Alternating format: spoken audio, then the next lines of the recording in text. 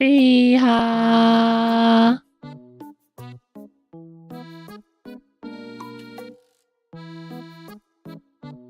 Shake my hand. Cannot believe Rielle had the audacity to delay the stream. Well, you better believe it, because it happened. 잠깐. What is that? Hold on. ちょっと a moment ください. There we go.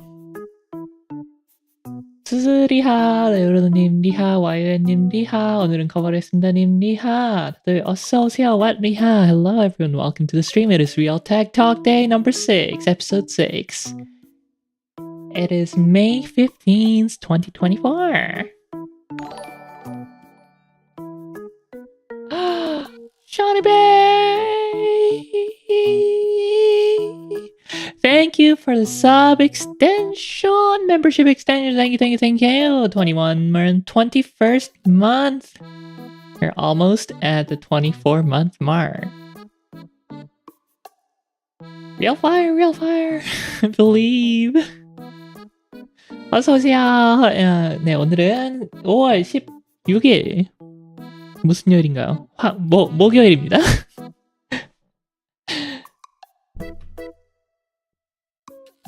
Alright. 다들 좋은 한 주를 보내고 계신가요? Is everyone having a good week? The hump day is over. Just 2 more days until the weekend. And then it's long weekend for Mapleland.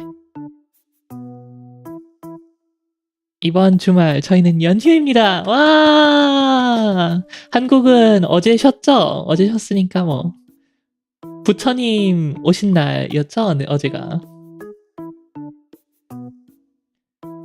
근데 트위터 보니까 나 트위터에서 너무 재밌는 거 봤어. I wonder if I can find it. 저장해 놓을걸.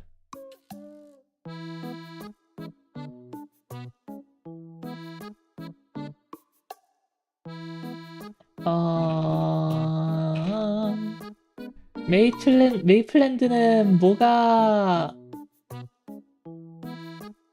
온날인가요? 크틀린가요? 아니요. It's my first week of break and I'm bored of it already. I can't believe it. How could you be bored of break? My breaks were never long enough. 어떻게 방학인데 심심할 수가 있지? 이해가 안 가는걸?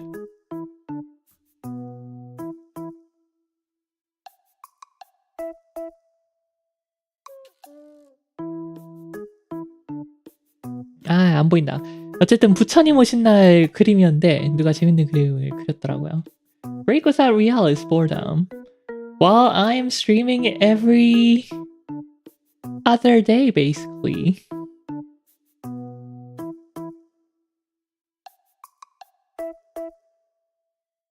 So, I don't know how you can be bored.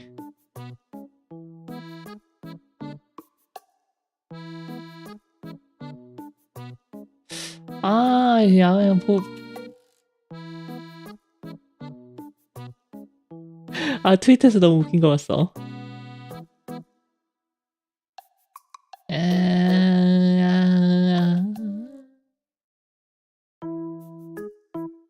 여러분 다들 트위터에서 그 레몬 밈 보셨나요? Did everyone see the lemon meme on Twitter? I love it so much. 너무 귀여워.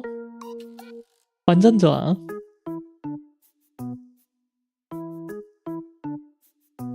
투컷 레몬 밈.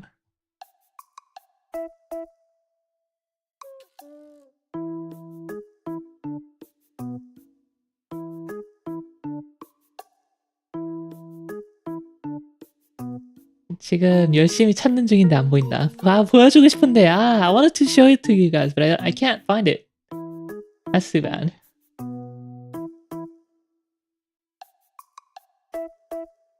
Oh, I found one. Here. 여기 하나 찾았다.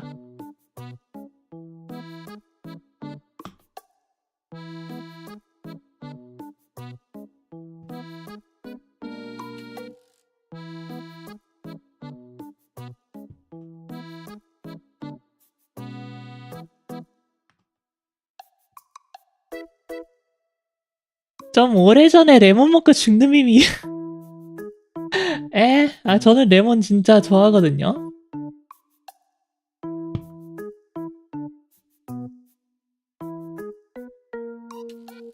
This one, where it's one cut of licking lemon, and then the face disappearing. 이거 사하기님 뱀 버추얼이신데요, 사하기님은. 이 뱀 얼굴도 바뀌는 거 너무 귀엽다, 여기. Even the snake is changing on her head. That's so cute.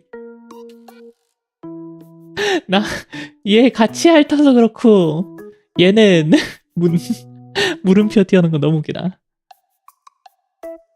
어쨌든 이 밈입니다. I love this meme. 어쨌든 메이플랜드는 누구 오신 날이 아니고요. 어느 여왕님을 모시게 하는 날입니다.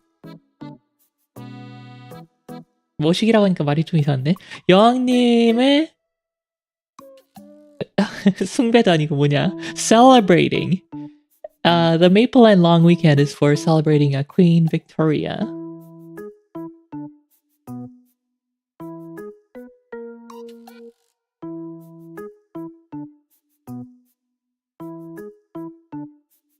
브라데스비하.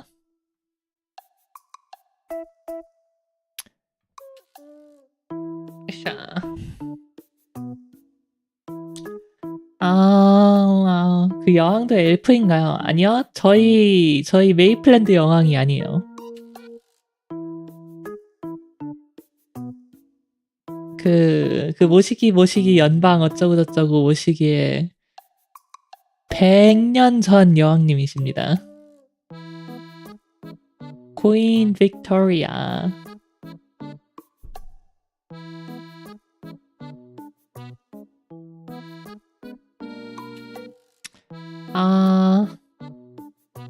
Oh, speaking of queens.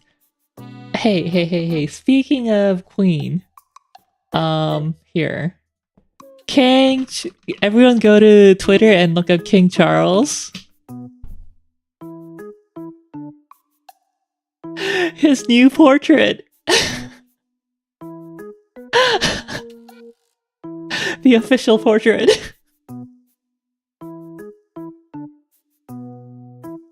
One of the hardest images of all times.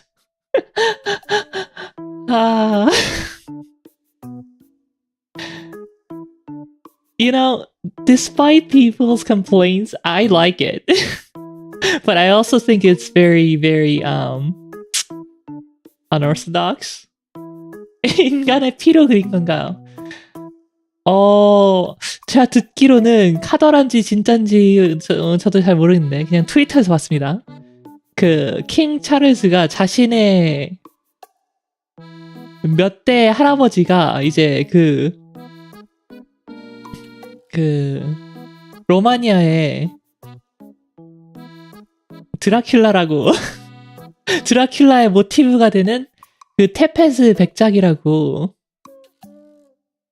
그런 말을 한 적이 있는 거를 봐서는 충분히 피로 그렸지 않을까라는 백성의 고열로 그렸나봐요. 그런가?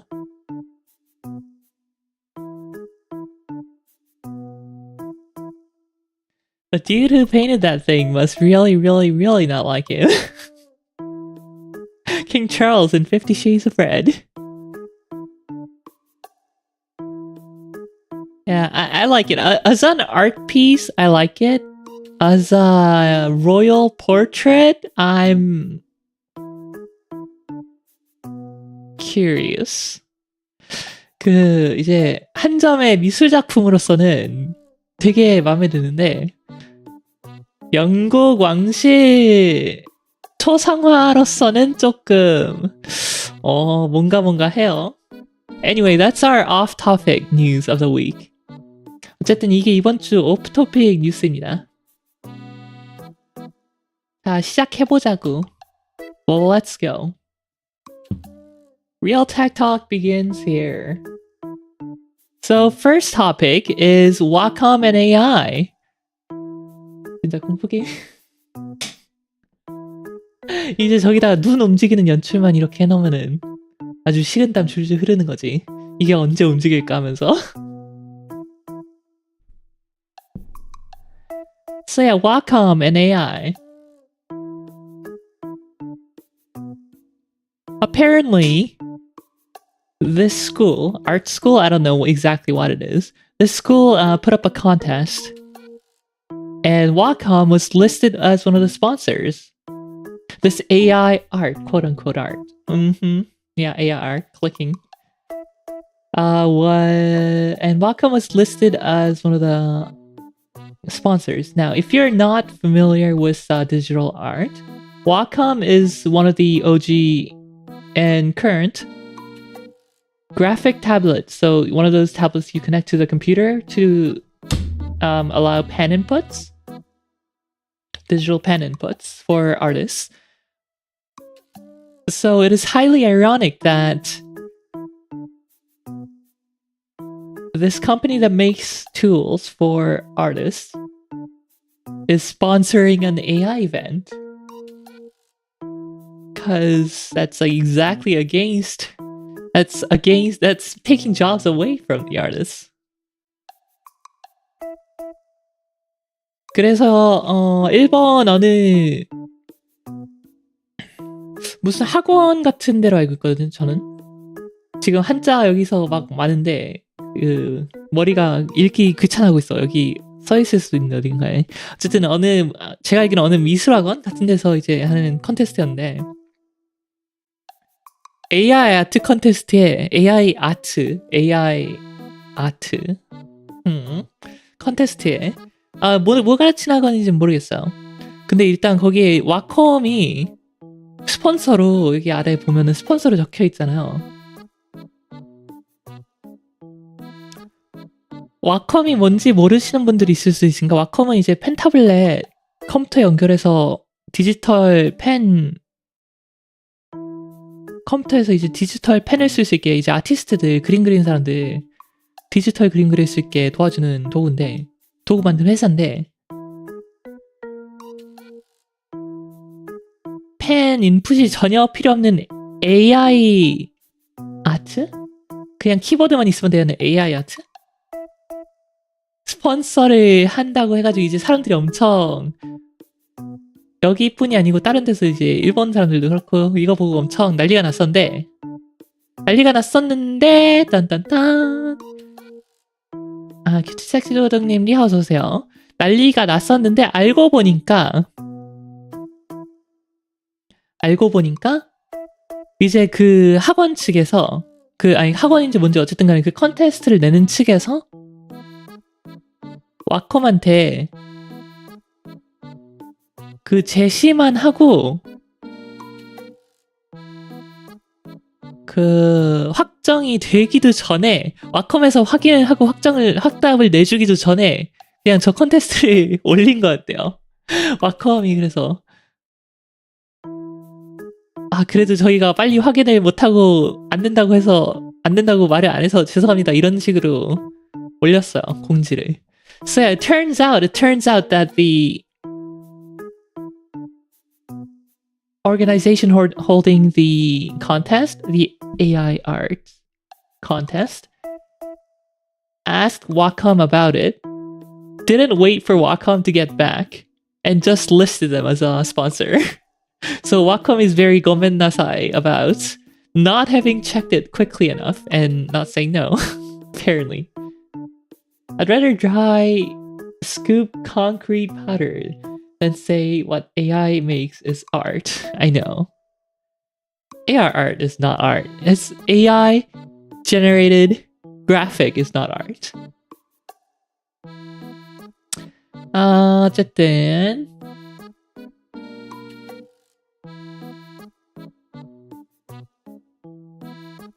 So yeah, that was that. So Wacom is clear for now. 일단은 와컴 안심하고 쓰셔도 됩니다. 자, 다음 next up.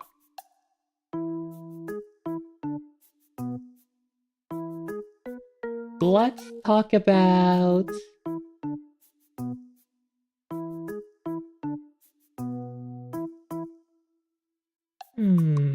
I guess I didn't put any other AI stuff. 다른 AI 관련된 거는 안 넣었네요. Alright, next up is something pretty tame. Intel releases Thunderbolt Share. A software package. Bleh. Having to download extra software. Bleh. Enabling high-speed sharing and connection between Thunderbolt-supported components, including computers. So it has direct file share,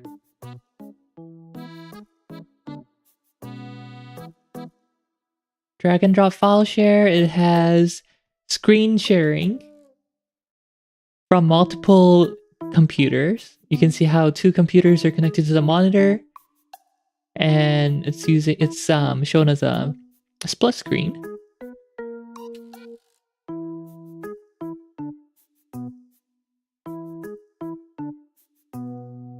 Yeah, those are the two main components of it. So sharing screen and sharing files. 이제 인텔이 썬더볼트 쉐어라고 프로그램을 새로 냈는데 I know, software solution. I hate it. Me too. 썬더볼트 단자가 있는 메인보드는 얼마나 비쌀까? 모르겠네요. 제 건 없어서 그냥 일반 USB-C밖에 없어가지고.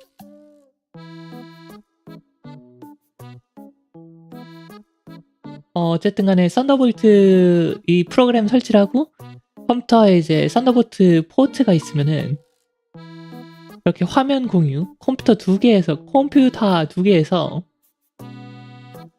노트북이랑 데스크탑에서 이렇게 화면을 같이 쓰든지 아니면 노트북 사이에서 픽처 인 픽처도 되고 도크를 통해서도 이렇게 되고 뭐 그런 겁니다. Isn't this kind of just what a KVM switch does? Well, I don't know how many KVM switches support picture-in-picture and stuff like that, but a little bit more advanced than KVM switch.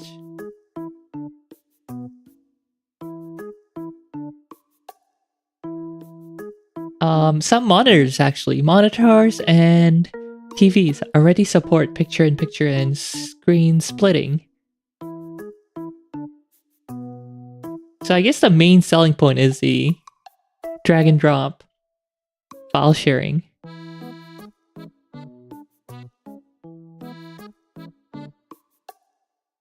어쨌든 이 프로그램을 설치를 하면 이렇게 드래그 앤 드롭 파일 쉐어가 파일 공유가 가능하다고 하네요. 화면 공유도 가능하고 파일 공유는 좋은데 USB나 뭐 이런 거 안 써도 돼요. 네트워크 연결 안 하고 그냥 썬더볼트라면은 40기가비트거든요. 기가바이트로 따지면 이제 대충 4기가바이트인데 초당 4기가바이트? 엄청나게 빠른 속도긴 한데 소프트웨어를 설치를 해야 된다 1 그리고 썬더볼트 4나 5가 있어야 된다 2 이 두 가지가 좀 아주 흥하는 그런 기술은 아닐 것 같아요 제 생각에는. I don't think it'll take off because there's not many devices supporting Thunderbolt 4 and 5. And installing software? Blah. To be honest, I don't have a high-speed way to share files without an expensive 10 gigabit line. Yeah, so there is utility to it. Like 40 gigabit is great. But yeah, having a 40 gigabit cable and ports and the software is just like 폴더에 종이 한 장씩 넘어가는 거 지켜보다만 기다린 아니 윈도우 XP냐고. 와 진짜 언제적이야. Now this is real alphars, huh? 땡. 요즘 것들은 말이야. 기다리는 낭만도 없어. 라떼는 말이야. The technology only functions on devices with the license. Yes, are you paying the license fees? Are you paying the NEA membership?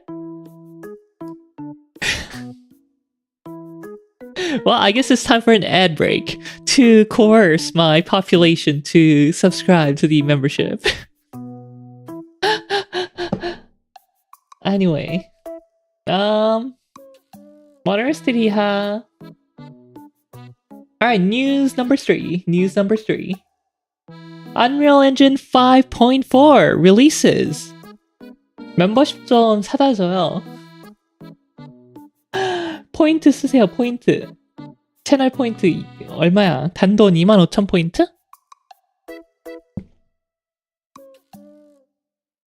You know, we do have channel point for a lowly cost of 25,000 points or something. I don't know. Membership. 27,000 points. 게임 시켜야 하는데, 포인트로 membership 사세요. Membership's better than game. They finally make UE5 stop running bad. Sorta. Almost. It still stutters. Less, but not much less. Game is better than membership. No. Membership lasts the whole month. Game only lasts one stream. 게임 시키는 건 방송 하나밖에 못 보지만 멤버십은 매 방송 그거 없이 볼 수 있습니다. 아, 물론 트위치 한정. 치즈직에서는 광고가 나오나 안 나오나 모르겠네. I stay saving my points. All the points words are bait. Nah, you're crazy. Membership full of Final Fantasy stream is worthless. 에헴. 아라님님 어서오세요.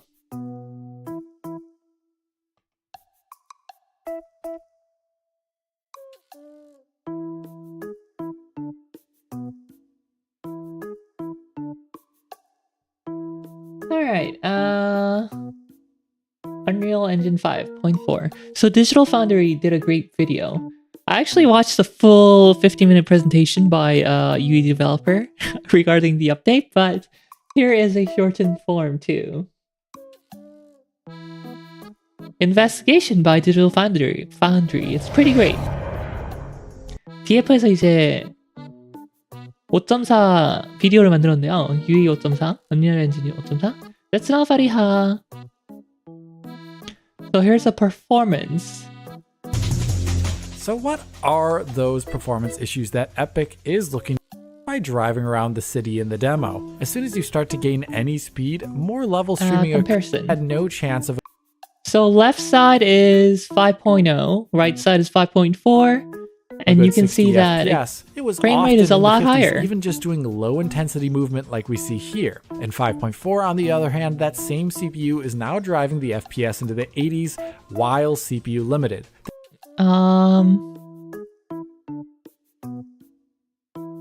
이제 오른쪽이 5.4 신 버전, 왼쪽이 5.09 버전인데 보면은 확실하게 차이는 있어요. 이 개발자들 전부 해고시키고 AR로만 똥게임을 만들어낼 수 있는 최신 기술이라는 거죠. 아닌데 연결 엔진을 어떻게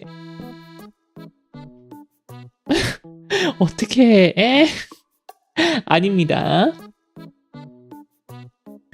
And they did make a minor improvement to stuttering. The CPU. But as I see it, Unreal Engine still has some ways to go to improve performance.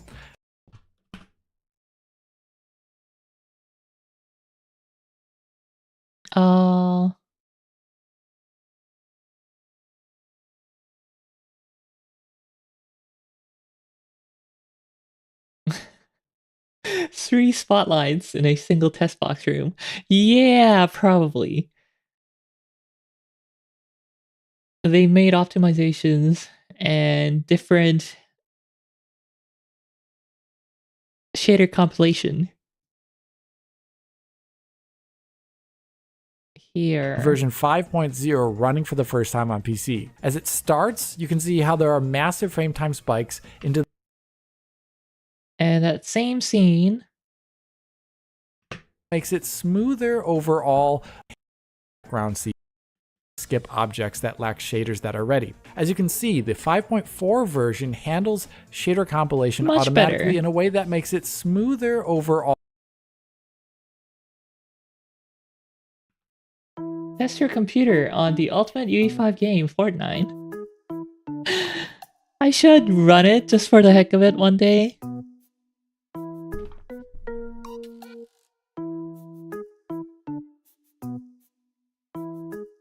But yeah, it's the stuttering still exists. It's not gone completely.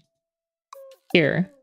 Example. Going down to the game world from the bus is extremely stuttery on the 7800X3D. Definitely not a great first time play experience. And this kind of behavior happens all throughout the first match while moving around the game world and seeing new things. In fact, so it's better, it looks better too, but it's still not there, not quite there. You can use the higher PC spec setting, and now glass gets ray traced reflections and looks a lot better as a rec setting. And now RTX glass off. gets ray traced reflections. RTX looks on. A lot well, better no, they as were a both result. RTX on. This feature is not necessarily enabled by. There you go. So this was pre 5.4. This is post 5.4.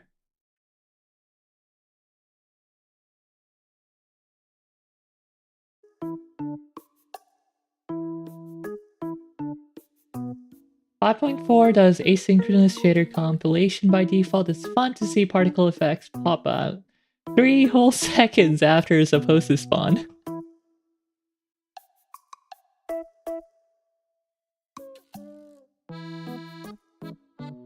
Now this scene.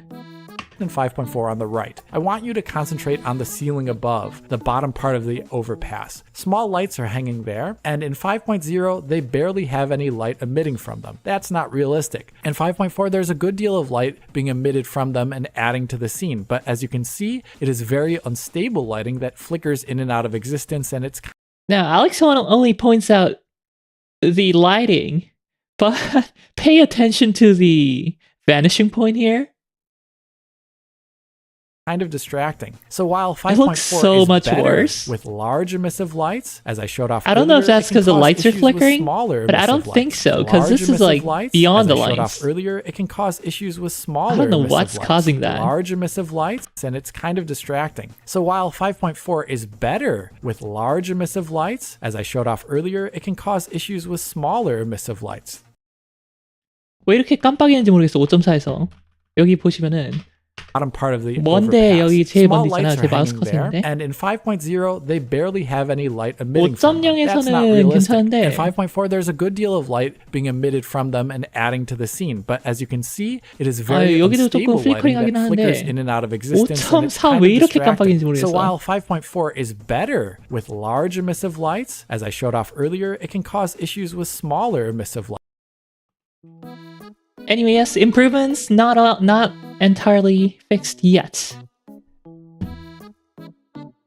But yeah, overall frame rate's a lot better. In complex CPU limited scenes. Oh, maybe you're just GPU limited. I don't know. Something like that.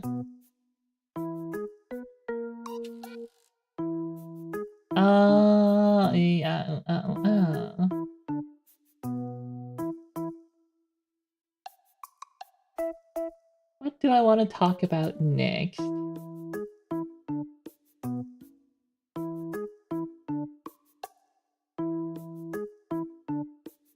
Lumen does do that.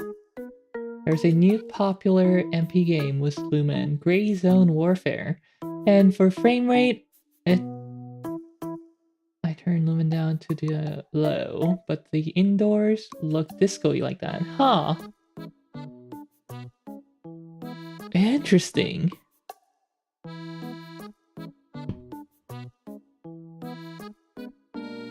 So you're talking about the vanishing point, like the sidewalk flickering, not the lights, right? How unfortunate.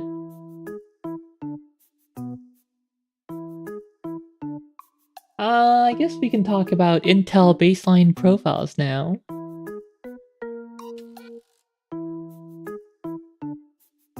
So we talked about this last month in our last episode, where Intel CPUs were reported as struggling to be stable in default settings, motherboard default settings.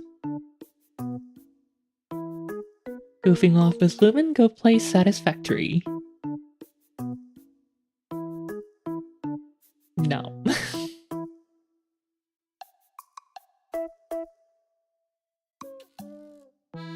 Those sandbox factory games are not for me.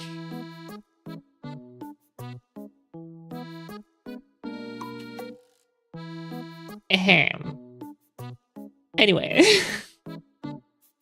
Intel baseline profile. To address that, ASUS and Gigabyte released their own BIOS updates containing new profiles called Intel baseline profile. When is Rielle gonna play an extraction shooter? I don't know. Counter-Strike 2? Rescue the hostage!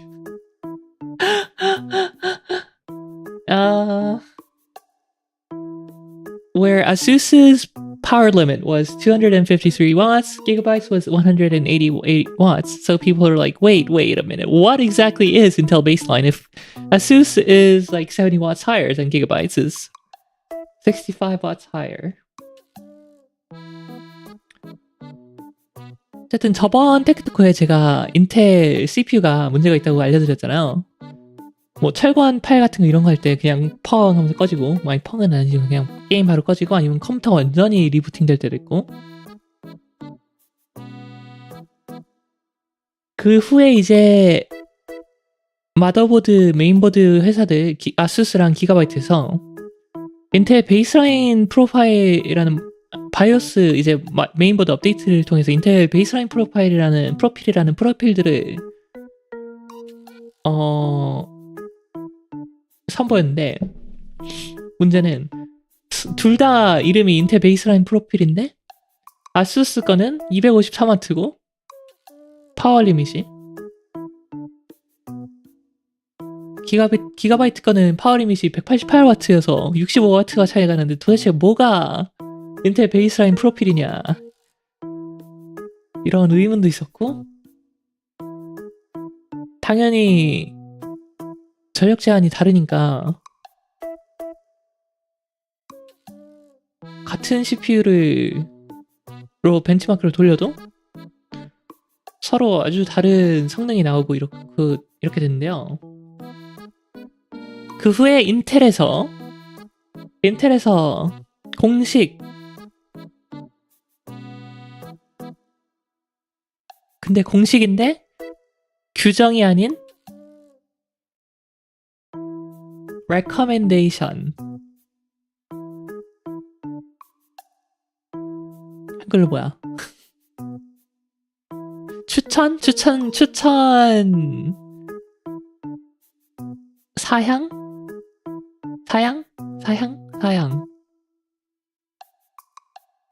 모르겠다. 어쨌든 그렇게 해서 권장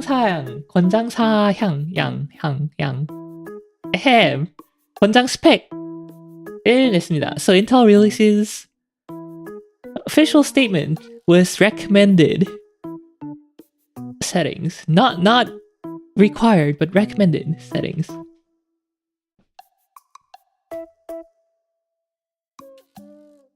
What Click to enlarge.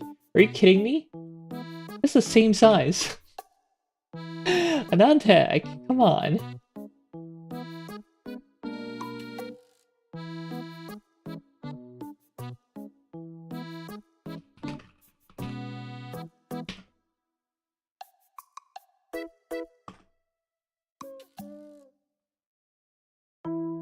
Oh, that's better. That's better.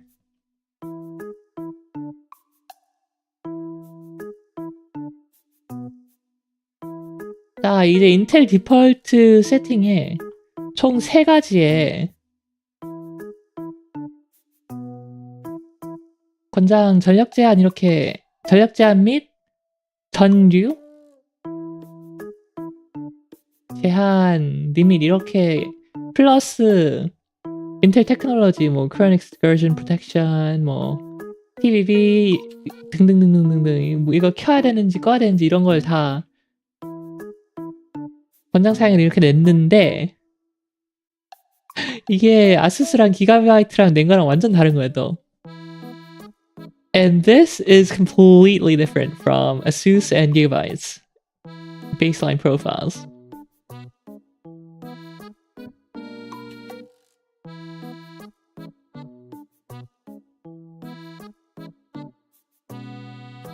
So for Gigabyte, 188 watt isn't even listed anywhere here. So I don't know where they get that 188 watts, but PL1 is the constant power limit. PL2 is like a boost power limit where it turbos to that limit and then after a set amount of time it decreases down to the PL1 so that it doesn't overheat. Now if you have a proper cooling system you can remove that limit, the time limit on PL2 so that it runs constantly at PL2. All depends really on your cooling setup. All the XRD and i9 power issues make me glad to be semi-broken.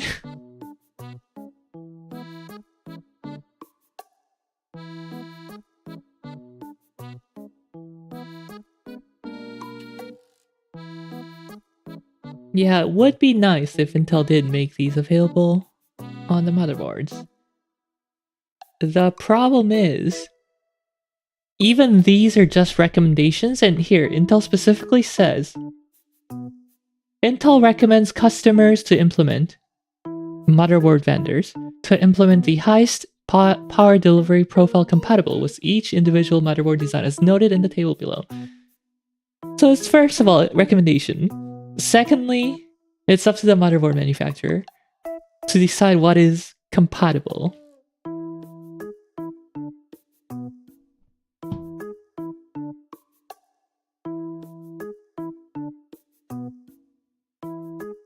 Now, the XRD issue from last year, that one was with the SoC voltage, right? In that case, AMD came clean and said, look, it's our fault. We will fix it in an update, in an AGISA update that'll be released through BIOS updates through the vendors. Whereas in Intel's case, it's like, oh no, it's the motherboard vendor's fault. Look, they aren't following our recommendations.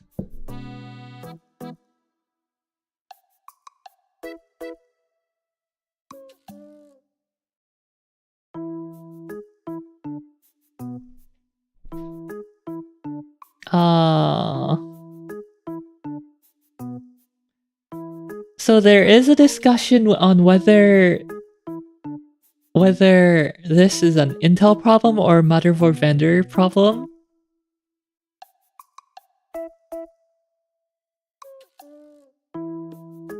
I'm gonna give the cop-out answer and say that it's both of their problems.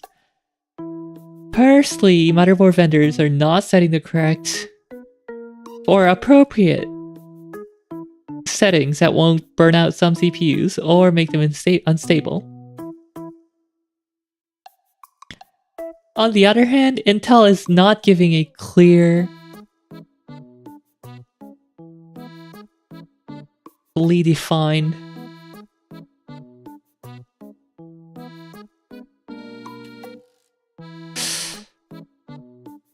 guideline, I guess, for the motherboard vendors to implement. In fact, for both Gigabyte and Asus, Buildzoid from Actually Hardcore Overclocking went over the chart. He did a very thorough look at this chart. I highly recommend it if you're interested in the deep down details of this. Hey guys, Buildzoid here. Hey guys, Buildzoid here. I love his intro. Yeah, so in his video rambling about the new Intel 13 14th Gen, Intel recommended default settings. Does a deep dive on the table and what the currently implemented Intel baseline profiles from Asus and Gigabyte look like. Now, Gigabyte actually took down their Intel baseline profile after this was released, so we're still waiting on Gigabyte to release an updated BIOS for this. Following this,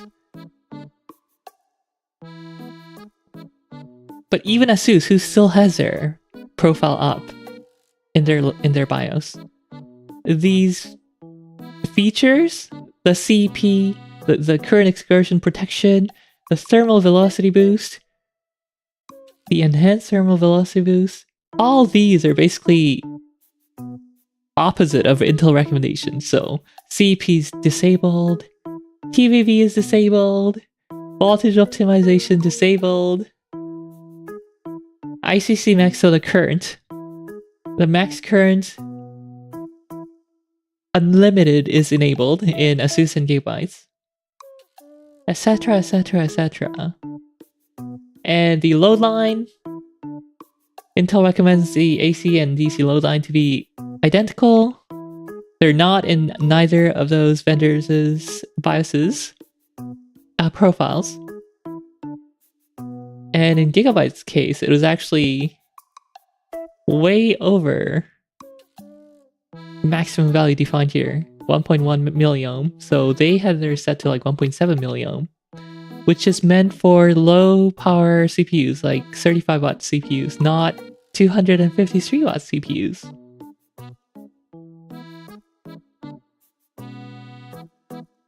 어쨌든 영어 가능하신 분들은 여기 Actually Hardcore Overclocking 채널에서 빌드조이즈의 비디오를 보셔도 재밌을 수도 있습니다. 아주 디테일하게 이 테이블에 대해서 토크를 하거든요, 빌드조이드가.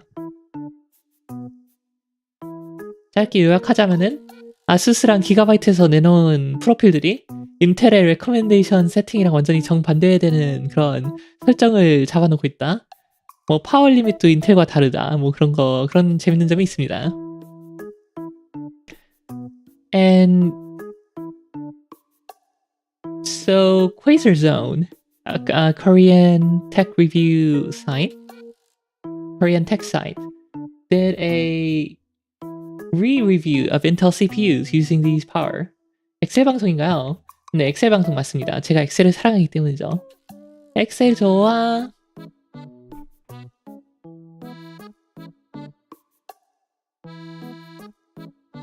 So they retested some of their CPUs, the 149K, 149, 147K, 147, 146K, 145, 144.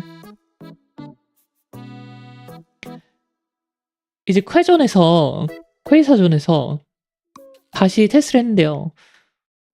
이거 마음에 안 드는 게 이제 여기서 인텔이 베이스라인은 몇 와트인데 안 적어놨잖아요. So Intel didn't write down what their baseline actually is. They didn't write down the parameters for their baseline.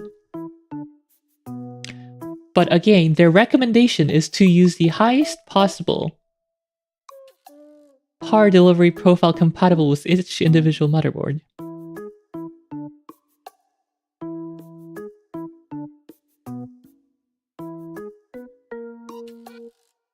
They only talk about the K SKUs, not the non-K SKUs, such as the 14900, 14700.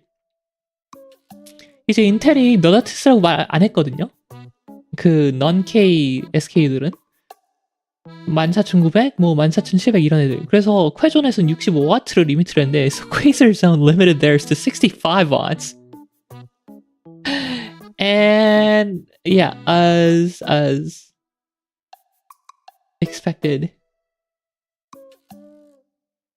When limited to 65 watts, you lose quite a bit of performance. Going from 14900 motherboard defaults to a 65 watt power limit. Losing 10% here. And in other games, you lose a lot more if they're CPU intensive. Like what is this? 25% loss?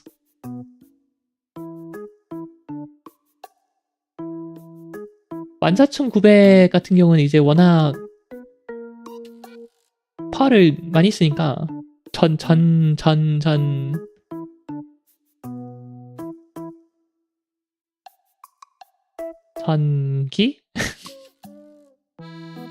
많이 쓰니까 원래 마더보드 디폴트 막 250몇 W, 253W 이렇게 쓰다가 65W를 전략 제한을 하면은 네, 196프레임에서 153프레임으로 뚝 떨어지긴 하는데 65W 쓰라고 인텔이 그런 게 아니니까 이거는 그냥 자기가 알아서 뭐 125W든 253W든 쓰면 될 것 같아요. Need more presets that are in between base spec and gaming yellow.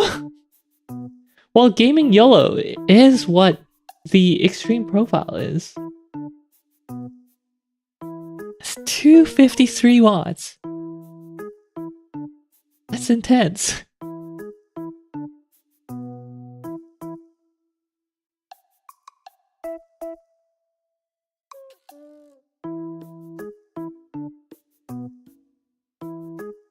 And for their KS SKUs, 320 watts PL2 and PL1, I guess.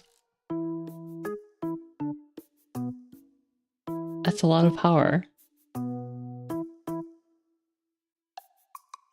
My 127K is comparatively sipping 150 watts right now. Well, not right now, at max.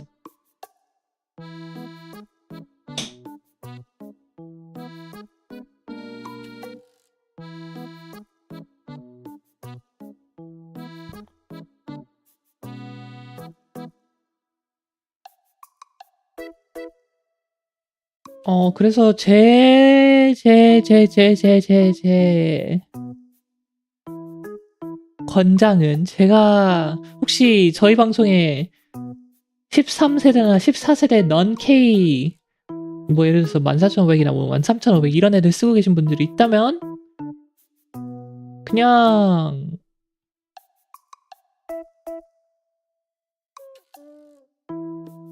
바이오스 업데이트 하시고 여기는 퍼포먼스 이거를 쓰시면 될 것 같습니다. 퍼포먼스 125W PL1, 253W PL2 이렇게 쓰시면 될 것 같습니다.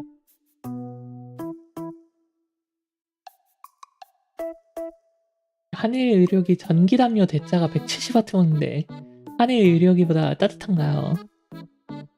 3080까지 돌아가면 따뜻합니다. 네.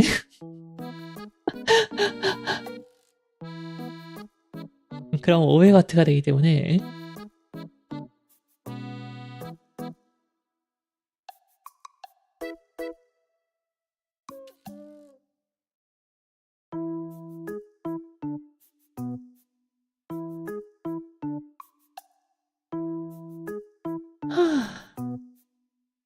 And if you have a K-SKU part, then I guess just use the Extreme if your motherboard is one of the higher end parts. Or if your motherboard's a mid-end motherboard or low-end, well, you probably wouldn't be using K-SKU on low-end. Use the performance profile.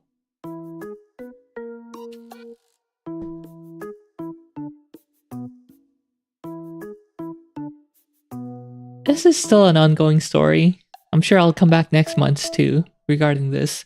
Whether Intel has rightfully warranted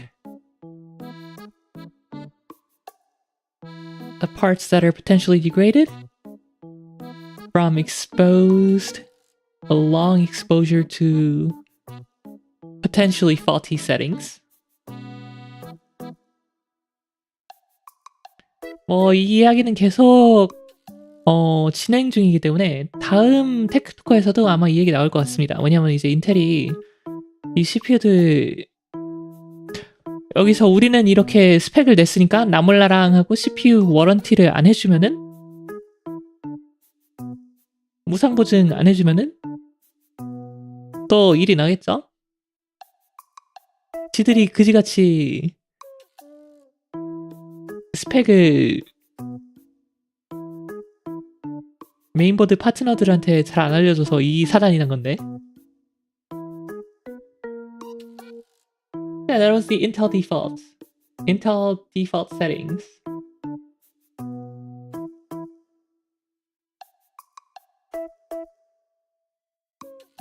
Next up, NVIDIA RTX 5080 and 5090. 5080 is apparently coming up before 5090 this time, even though they're going to be announced at the same time.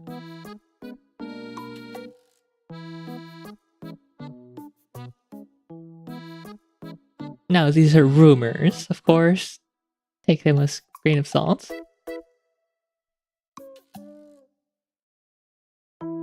루머이기 때문에 뭐 그냥 그러려니 하세요. 정확히 언제 나올지는 아직은 모릅니다. 네, 루머입니다. Introducing 5080. Same performance as 4090. Same price as 4090. I don't think it's gonna be the same performance as a 4090. It's so cut down.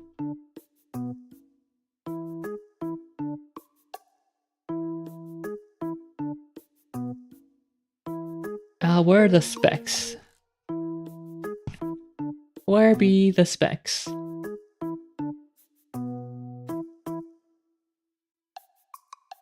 (5080이) 이제 지금 (4080에) 비해서 제 생각에는 한 뭐 클럭 한 10% 올라간다고 하고 코어 카운트가 이제 80에서 96으로 올라가나?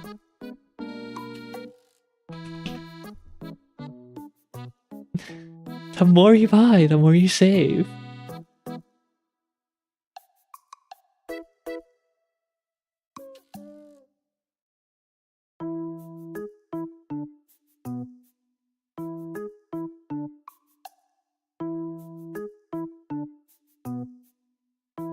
(4080) 슈퍼가 이제 84코어거든요.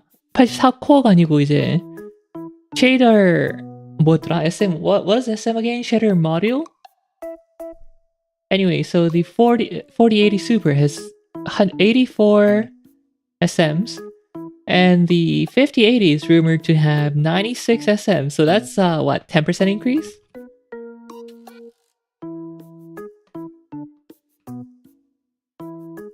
(14% increase). And assuming it gets what, a clock speed bump of 10%, we're looking at about 25%, 26% increase. 이 짤이 유명하다고요? 어디 봅시다.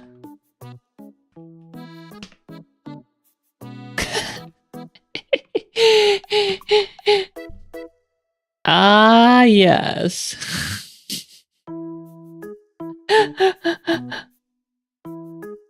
I'd almost rather have that. Oh, imagine the cost though. A 600 watt built-in power supply plus the card.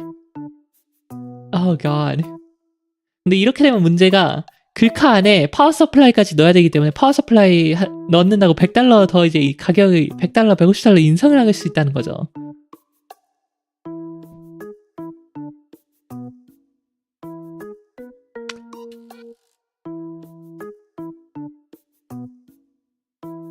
So 84 times, we're looking at about 106 SM worth of performance. So it is where the 4090 has 144 SMs. No, not all that's enabled if I remember correctly. 4090 Tech Power Up 4090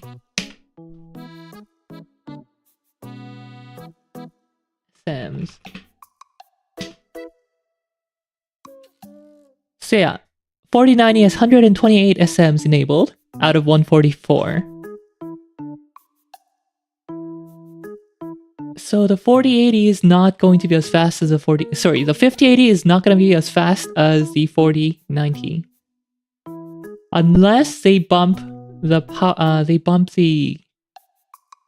clock count by, what's the clock count they need? Let's see. 128 divided by 90, what is 96? 96. They need to increase the clock speed by 33% to match the 4090. Is this still on 4 nano? 5 nano? No, it's gotta be on actual 4 nano, if I remember correctly. Not the for NVIDIA 5 nano.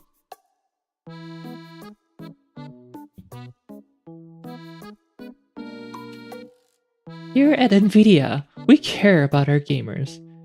So, we built this cheapest 80 plus bronze PSU we found at the bottom of the Cultist PSU tier list and baked it into our 5090.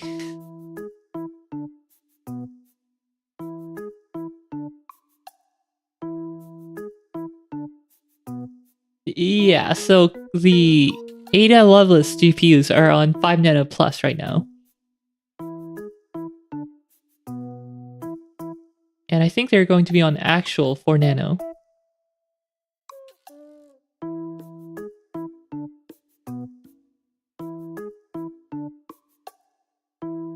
Yeah, clock speed is not gonna get...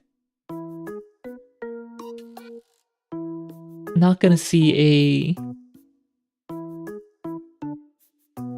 33% increase. So then they would need to make up the remaining... Let's say it gets, what, 10% clock speed bump? They would need to make up the remaining...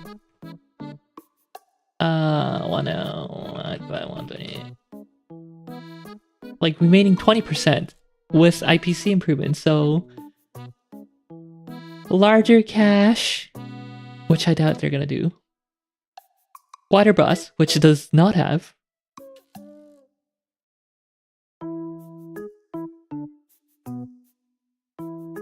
Better architecture, I guess. 20%, good luck. I don't think it's gonna be matching the 4090. 이제 4090 대비 되게 코어 수가 낮거든요. 5080이. 그래서 저 4090까지 4090 성능 절대 안 나올 것 같아요. 절대. 나왔자 한 4090에 뭐 플러 말고 이제 게이밍 성능으로 따지면 4090에 한 90%? I'm more interested in whether they announced the new DLSS features.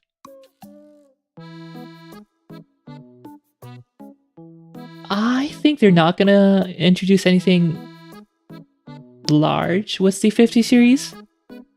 Just cause 20 series was the large RTX release, and then 30 series was an improvement. 40 series was another new large frame gen, and I guess RTX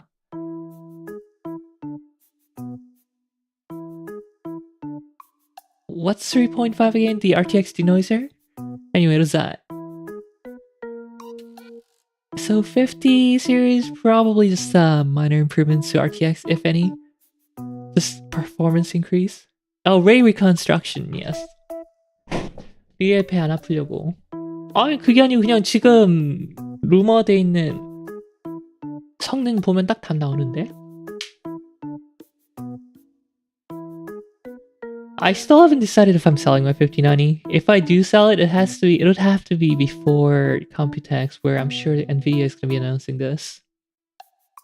Expect more like an RTX remix, like Tools style feature in the 50 series.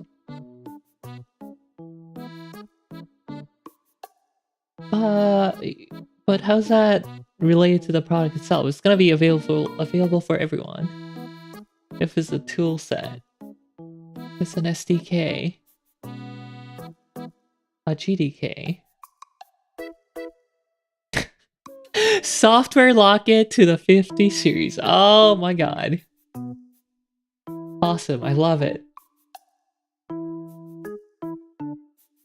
So yeah, 5080 and 5090 probably coming soon at the end of the year or at the beginning of next year. 5080과 5090 아마 올해 말 아니면 내년 초에 나올 겁니다. 그리고 5070 이하는 더 나중에. They 100% would. Nvidia, please. Yeah, more hardware news. AMD Strix Point. No, not the Strix Halo. Oh, sure, this is a chart.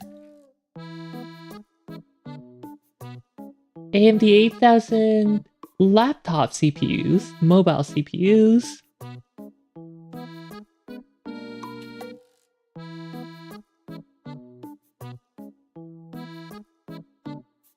Strix Point ranging from 6-core Zen 5 CPU all the way to 16-core Zen 5 CPU. Also going to be featuring Big Little. Well, that's an ARM trademark term, so performance and efficiency cores.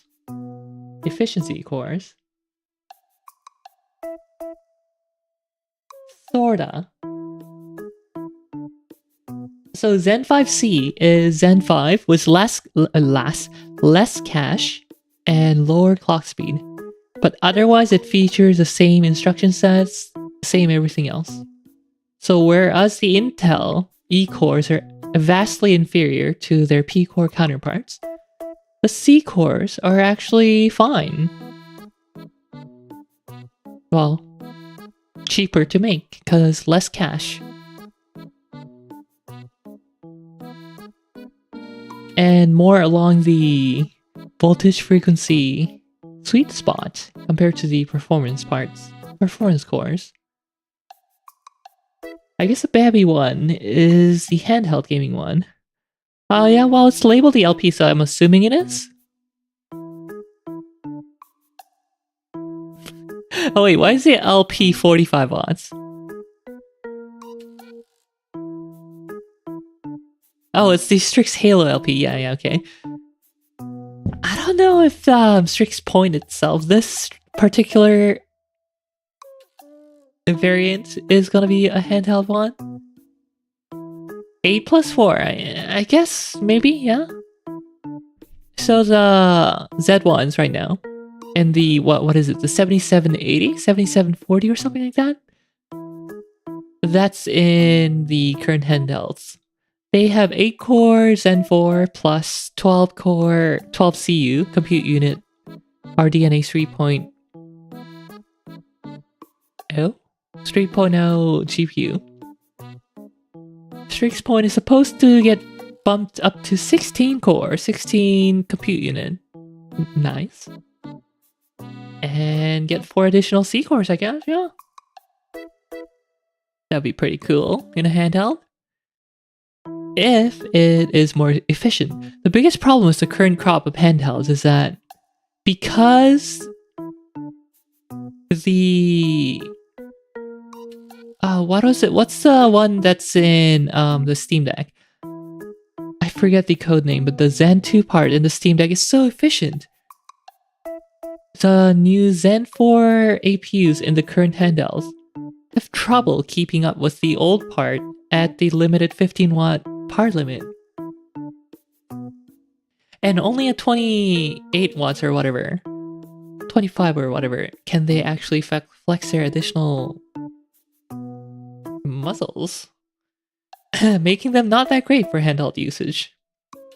글자마우스님 어서오세요. Alexei Kirovia.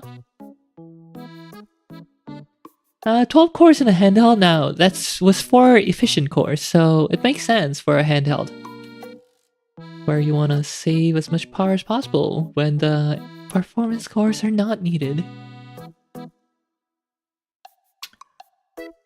지금 이제 뭐 아수스의 ROG 온라인아 무슨 이야기 했어요? 리얼 테크토크 지금은 AMD의 upcoming AMD의 차 세대 모바일 CPU 스트릭스에 대해서 얘기하고 있습니다. 이제 지금 젠4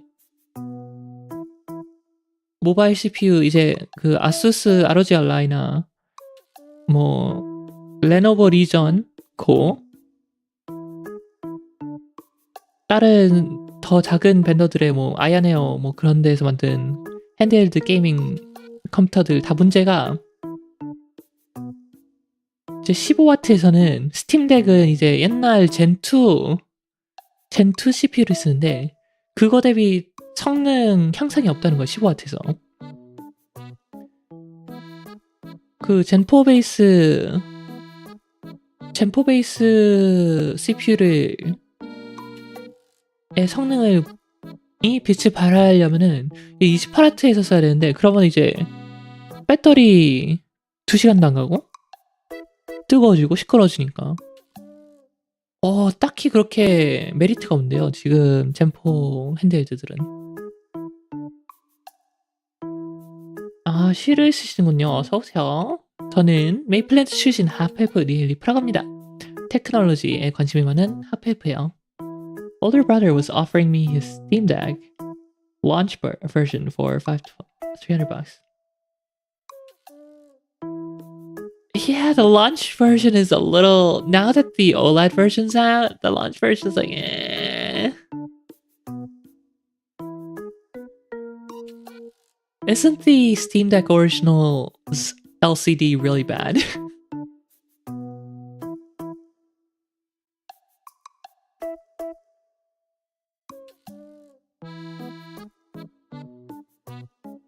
The LCD is kind of crap. Yeah, I heard.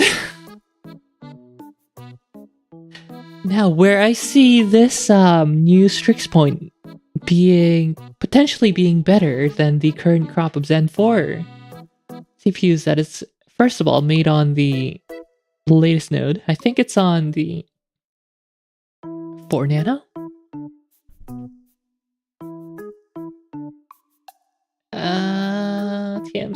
TSMC.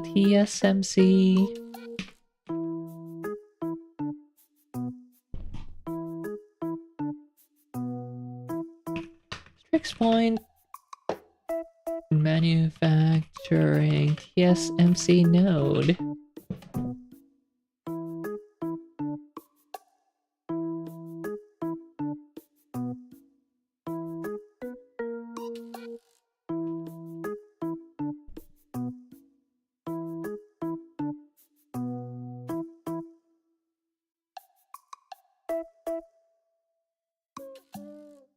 Oh no, it's not even gonna be 4 nano. It's gonna be the same thing as Nvidia's Ada Lovelace. So 5 nano plus. Isn't that what Zen 4 is using, or is Zen 4 6 nano?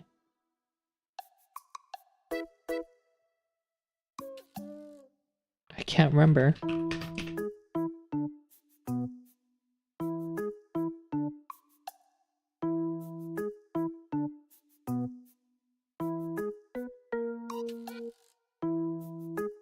Okay, so Zen 4 is using N5. So they're going from 5 nano to 5 nano plus. Maybe it won't be as much as a dramatic increase as I thought. Oh, it's sub sRGB. Year of the Corona 4. Year of COVID 4, and we're still using sub sRGB panels. That's horrible. 스팀덱 모니터가 화면이 sRGB 커버도 안 된다는 Year of COVID 4. The 4th year of COVID.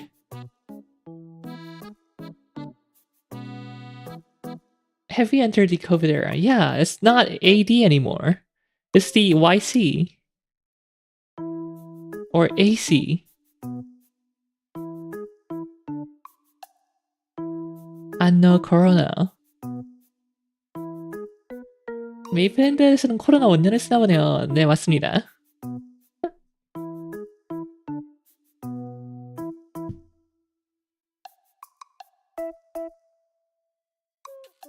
Reiwa is over. It's now COVID.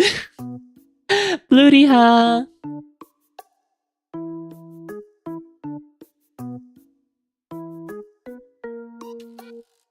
So yeah, that's Strix. Now the top end part is looking very interesting.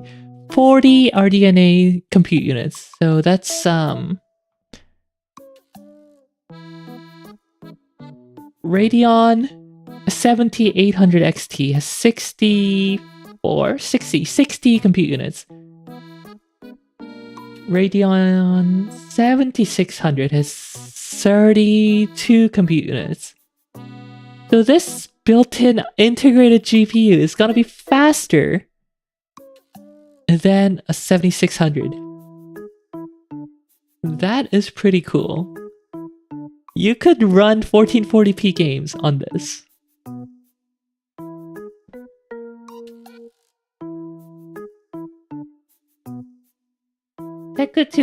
테크 뉴스 썸네일 그냥 AI 생성 이미지 쓰는 거 짜증나?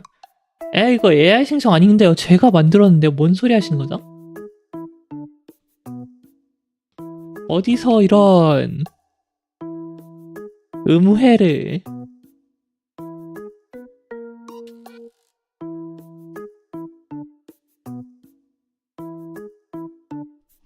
이거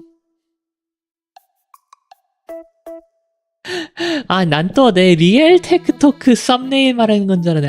화낼 뻔했네. 화냈죠. 죄송합니다. 발작 버튼 눌렸음.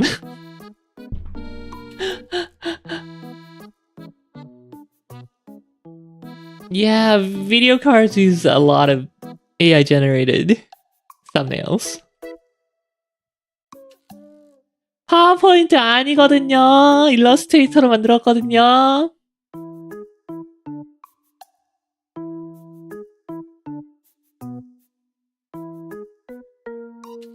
한글로 말하는데 이제 스트릭스 시리즈의 최고 성능 파트가 루머로는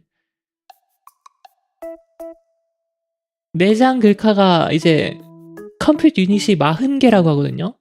이 40개가 얼마나 많은 거냐면은 지금 외장 글카인 7600에 컴퓨터 유닛이 32개예요.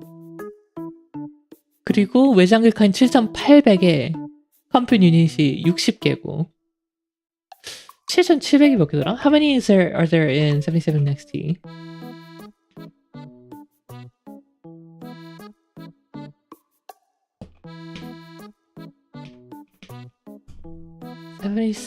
XT has 54 compute units.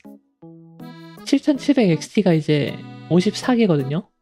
그러니까 7700과 7600 사이의 성능을 내는 내장 글카가 이 노트북용 CPU에 들어있을 거란 말이야. 그 정도면 이제 1440p 게임도 냥가는.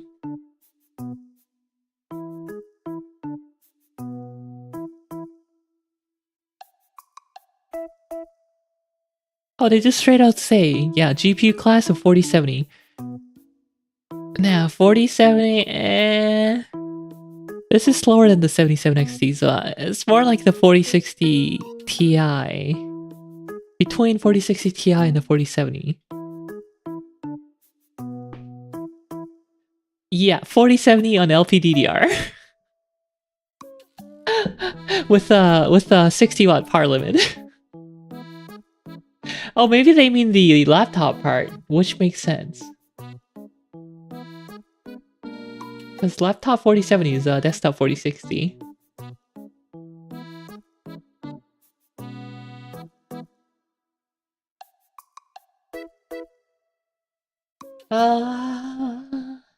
Time. Now that we had an exciting AMD announcement, well, not an announcement, rumor. Here's a very, very boring and lame AMD announcement. 재밌는 AMD 뉴스를 봤으니 이제 아주 노재민 AMD 뉴스도 봐야죠. 데스크탑 8000F 시리즈. 와, 따. 데스크탑 8000F, 8700F와 8400F. An APU without the integrated GPU. Scarbo. Don't get it. Don't ever get it.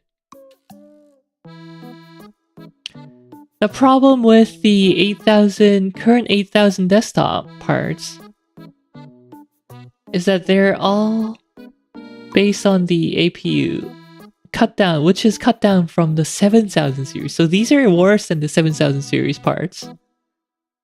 It's literally worthless, yeah. The 8700F rumored to be going on sale for $300, which is literally the price of a 7700X. Press F to pay respect, because it's dead before it's even here. Lower boost clock than 77. Half the L3 cache, and I think half the L2 cache? For the same price! Wow, it's garbage!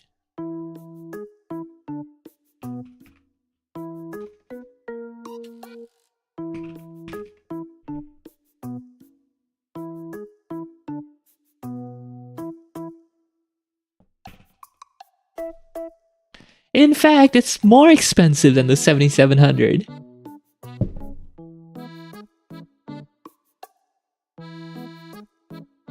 아니 심지어 7700보다 더 비싼데?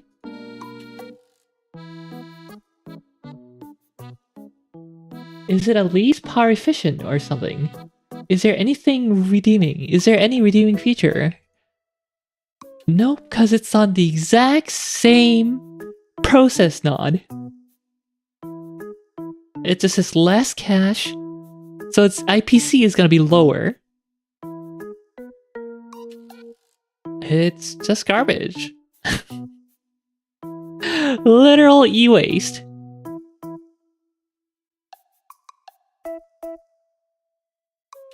And AMD only made it to make their sales line go up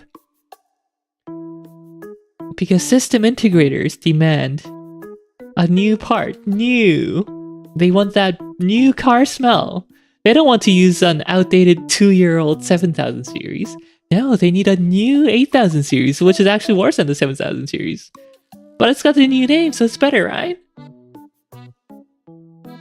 I hate it. Capitalism ahoy. 자, 8000 시리즈. AMD 8000 시리즈 CPU. 슈렉입니다. 사지 마세요.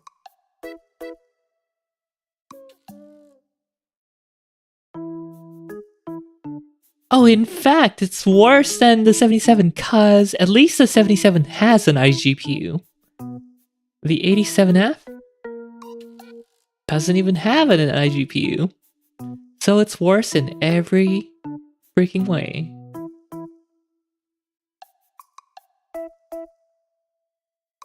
Well, for the office build, I'm sure you can just use the 83G. Which has its use.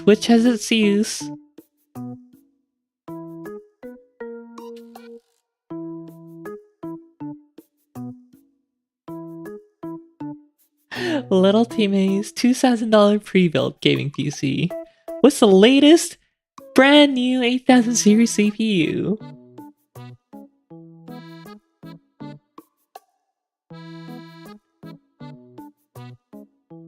So yeah, the only useful part out of the entire series is the 83G and maybe the 87G on discount. Not at $330. No, not at $330. Just buy a 7500F plus a GPU.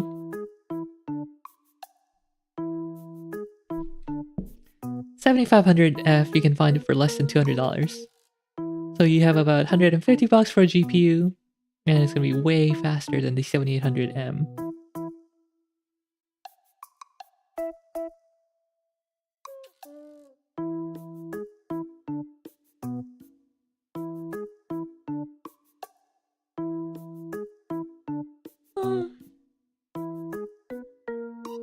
Now, the ironic thing about the 7500F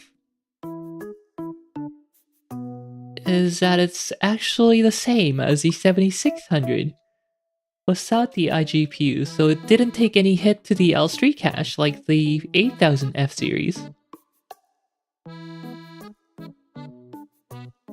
And the boost clock is lower, but it's only by like 1.1 gigahertz, so 100 megahertz or something, so not a significant difference. 7500F is actually a good part, if you can find it for a good price.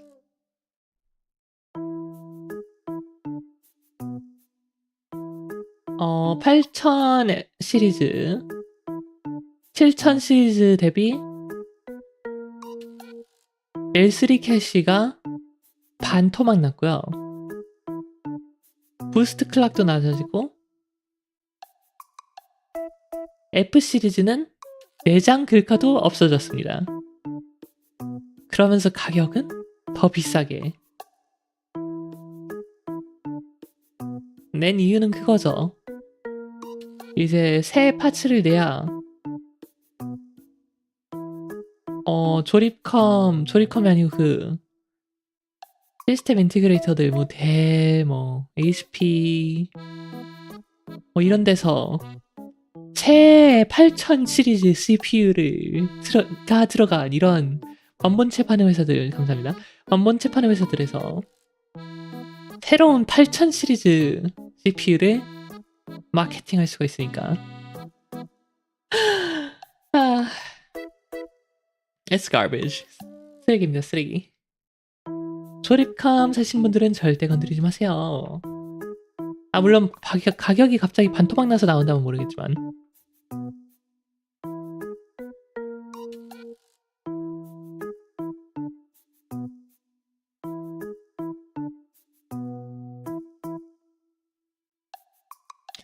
Alright.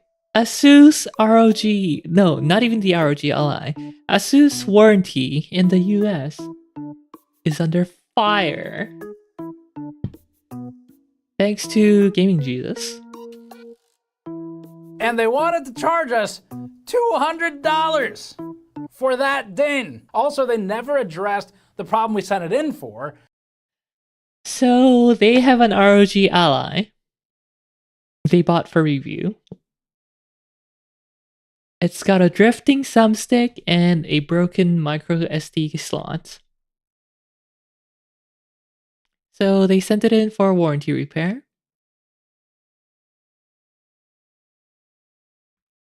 Asus warranty notes the little ding on the casing. They finally made a statement. I'm so excited, actually. Let's read that together after watching the GN video.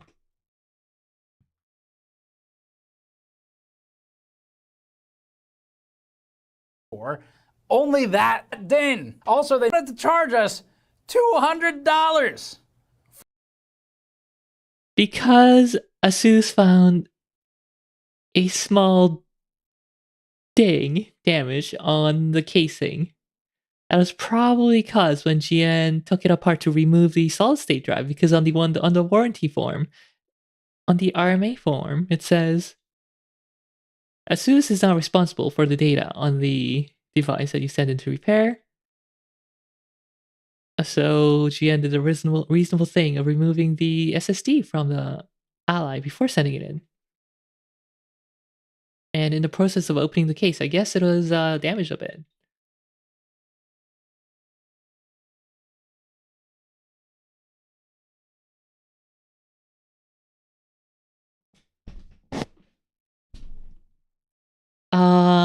Yeah, so they sent it in. Without even mentioning the stick drift or the broken SD card, micro SD slot, Asus points out the ding. Says it'll cost $160 plus tax plus shipping plus tax, coming up to like $190 something to fix that. And if GN doesn't pay up, then they will return the ally as is. And by as is, disassembled, unusable.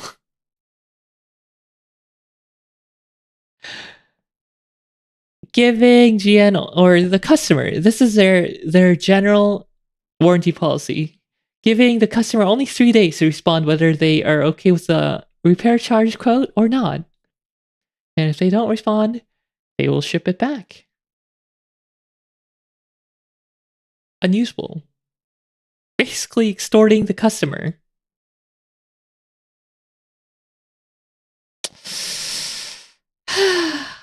Yeah.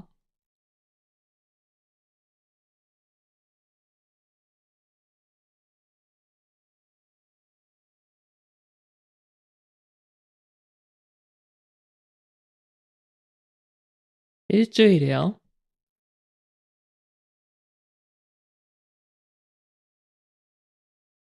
Why, why do companies get to extort people, but when I do it, I have to go to prison? Because you are not a multi-billion dollar company. Make yourself a multi-billion dollar company, and then you can extort people too.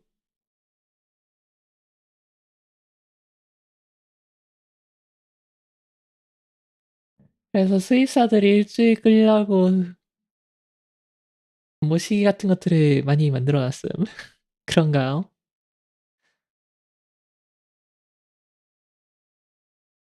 여기는 어 전자상거래법이 뭔진 모르기 때문에 뭐 있다 없다는 모르겠는데 문제가 있으면 웬만하면은 반품해줍니다. 그 대부분 판매처에서 이제 뭐 처음 7일, 처음 15, 뭐 2주가 더 많아요 여긴 제가 알기로는. 문제가 있으면 바로 반품해주죠. 특히 아마존이 제일 편리한데 아마존은 30일까지 됩니다. 문제 없어도 일주일 안에 무조건 환불.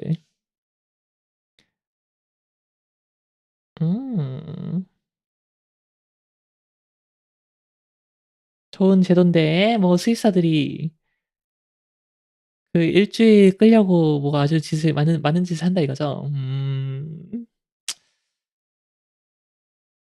예.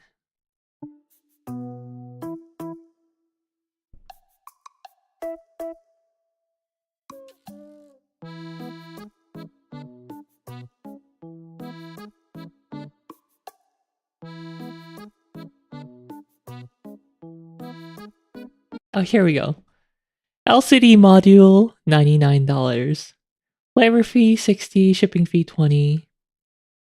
Pre-tax, 178. Sales tax, $12.94. Total, $192. $191.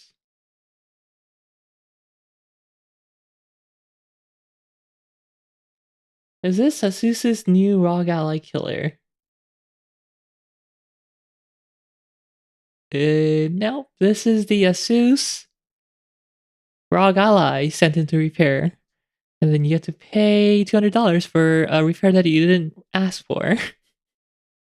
Or even needed. It's not even needed. So was this a single bad experience or is there something systematically going on? So, yes, thank you for mentioning that. Evidence of others. Asus won $37.58 to repair a small plastic indent on their $12,800 Asus RTX 4090.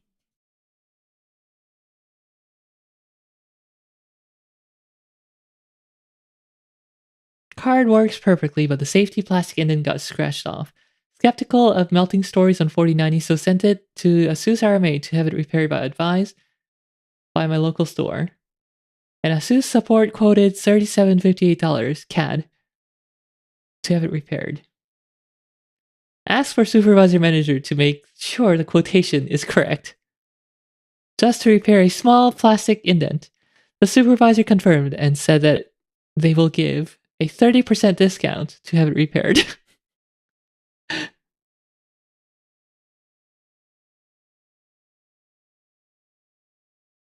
As always, just this week, a user posted on Reddit noting that Asus demanded 3,750 네, 맞아요. 그 플라스틱 쪼가리 고치는데 새 거보다 더 돈을 달라고 한 그거 맞습니다. 899 CAD. Not melting, not frac.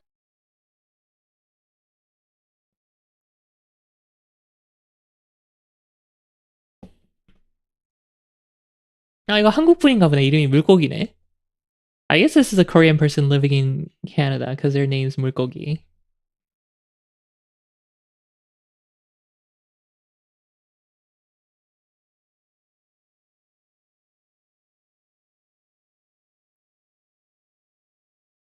Please help. Asus damaged my laptop.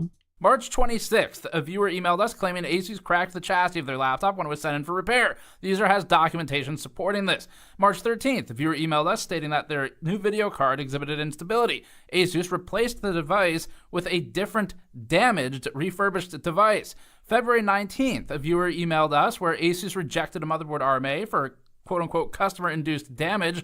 The user believes Asus damaged the board. February 1st, the user emailed us telling us about an Asus RMA for a motherboard which Asus remotely. Yeah, so it's not just one bad case. And apparently Asus responded. Let's see, where's the link that Juan posted earlier? Let's look at this together. Enhancing our RMA communication process in US and Canada. Recent feedback has highlighted some gaps in RMA communication process in the US and Canada. We deeply apologize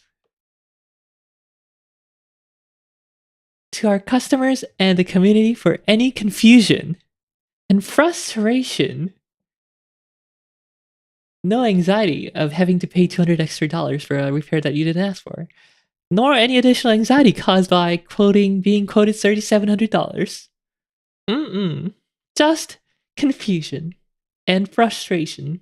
Asus are still learning. Frustration they might have experienced from this. We have taken your feedback to heart and are committed to making improvements. Because, we totally did not commit to making improvements after our motherboard debacle last year, 1 year ago, where we said installing our updated BIOS will void your warranty. No, we didn't learn from that. We want to assure our customers that any repairs covered under the manufacturer's limited warranty have always been and will continue to be free of charge. It is never the intent of Asus to charge any customers, excluding Steve for charging the $200 screen repair, excluding that customer getting charged $3,700 for a plastic repair on a $2,800 card, excluding the customer who we broke their laptops, excluding that GPU repair that we fucked up. It is never our intent to charge any customers a fee that does not directly address the device malfunctions they're experiencing. We now recognize that the current process and the language used. Oh yes, it is a language issue. It's just a wording, guys. Just ignore that $3,800. That doesn't mean anything. It's just a problem with the wording. Language used does not adequately convey this information. We're working diligently to make changes in the best interest of our customers. I'm sure you guys want to spend more on your repairs. In addition to addressing issues on an individual basis with our customers that have come forward, we're also making changes to our RMA process. Effective May 16, 2024, we will implement the following actions to optimize the customer repair experience. We're revising our repair pricing structure for out-of-warranty products. This includes a thorough review process for any abnormal pricing to ensure consistency, transparency, and fairness. We believe that $3,800 is fair. Currently, we perform a full analysis of devices sent for RMA and send customers a comprehensive list of available repairs, free and paid, in our messaging to customers. We understand this may have caused confusion. Just confusion. No distress when a customer has only ordered a specific repair. We will no longer automatically offer repair quotations for cosmetic imperfections unless they affect the device's functionality or are specifically asked for by the customer. We will update the verbiage of our automatic emailing system for improved clarity so our customers always know what repairs will be offered for free and the terms and conditions relevant to the device in question. If you need further assistance with your repair, please contact us at 1-888-678-3688 US and Canada or visit the ASUS support website at asus.com CAEN support to reach us. We are dedicated to resolving your concerns and ensuring your satisfaction.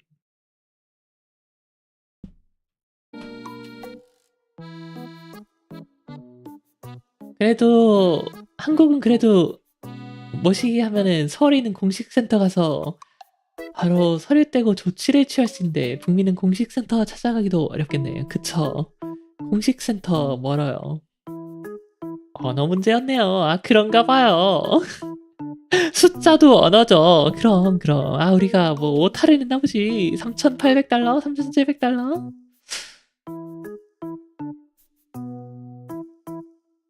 리엘이 영어로는 욕 잘자지로 구사하는데 한국어로는 검열하는 것처럼. 영어로도 최대한 안 하려고 합니다. We assure our investors that all income from repairs goes to the next Wall Street Yacht Party. Taiwan's only recognizable name brand. You'd think they'd try harder just out of pride or something. Let's see, Asus Gigabyte I guess has a little less name value. I think Cooler Master is also from Taiwan.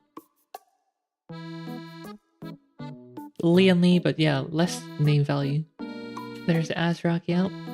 MSI I think is also Taiwanese.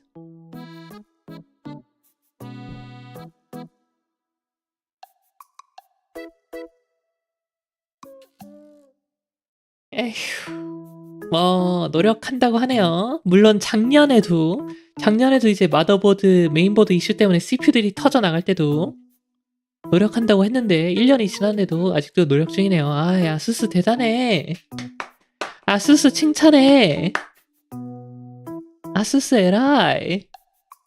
It's been a full year since last time this happened. They're still learning. And there's an ocean of PC part OEMs there, but you know, Asus will sell you an ally. A phone, a laptop, a household robot. 체이님 리하리하. 아수스 에라이 전긍정. 반긍정. 예, 에라이. 한 번만 적으니까 에라이 같잖아. 에라이가 아니고. Maybe they'll figure it out next year. Yeah, maybe. So yeah, that's Asus. Do you know who else is still learning? Sony! After they released PlayStation 1 in 1990 something.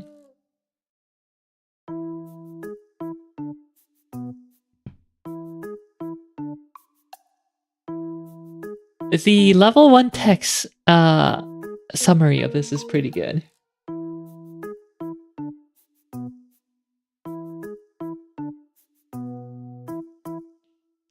So Helldivers 2, apparently Arrowhead Studio was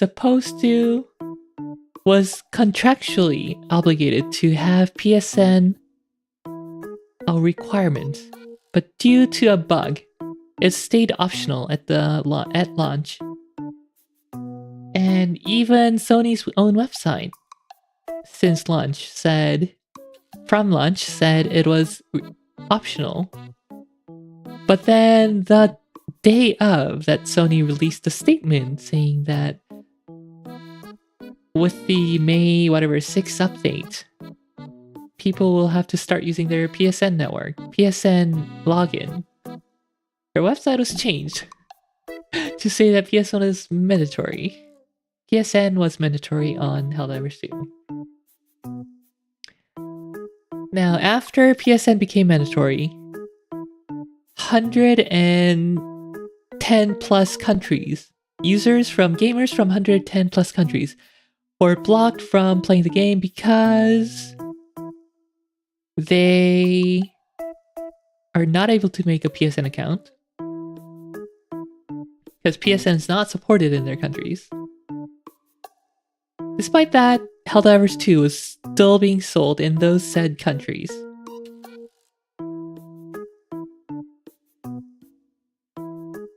Yeah. And still now, the people who have paid for their Helldivers, I don't think they're able to play right now. Even after Sony walked back on the decision to undo the PSN requirement, I think the game is blocked for those countries. Tell me if I'm mistaken, but I think they're still blocked. At least Steam, at least Valve did them right and are offering refunds for people from those countries.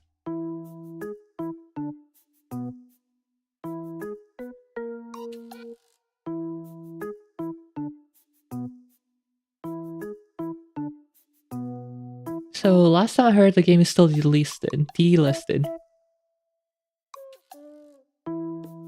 But the people who've bought it already, I'm pretty sure for them, it's just blocked.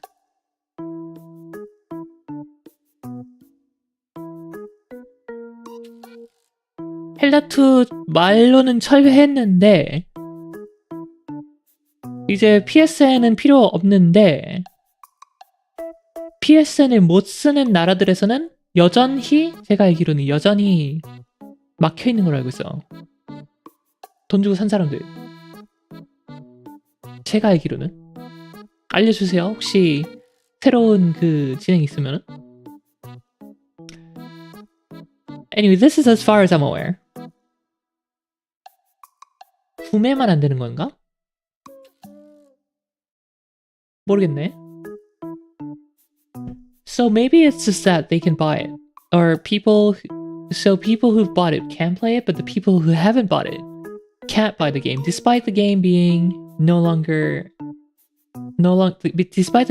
having a PSN requirement. 리정이너님 리하 어서오세요. Yeah, so it's still not fully resolved. 휴가 나왔어요. 휴가 축하드립니다. 100일 휴가인가요?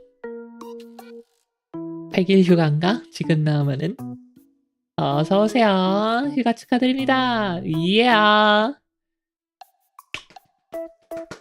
야, 좋겠다. 이제 엘프 동생한테 들은 바로는 첫 휴가가 그렇게 꿀이라는데.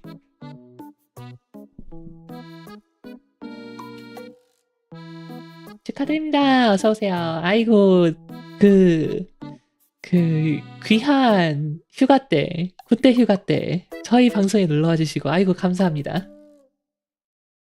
리엘 굿즈 나온 지 100일밖에 안 지났다고? 100일은 훨씬 지났죠? 100일은 훨씬 지났지. 제 굿즈 나올 때 군대 가신 분은 이제 볼레로님이고 그분은 잘 지내시는지 모르겠네. 그분 이제 벌써 1년 다 돼가네. 반년만 더 하면 이제 그분은 나오시겠구만.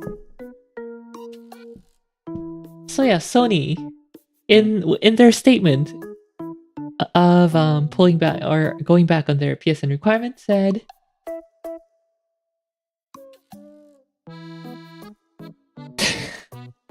oh, never mind. I thought Watt had quoted directly from Sony, but no. He was being facetious. So yeah, Sony said something like, "Oh, we're still learning what is best for PC gamers." Okay. Yeah, I'm sure you're still learning.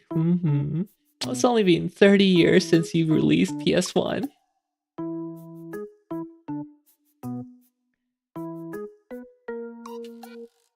이제 소니가 철회할 때 발표에서 되게 웃긴 단어 선택이 소니는 아직 저희 소니는 아직도 PC 게이머들에게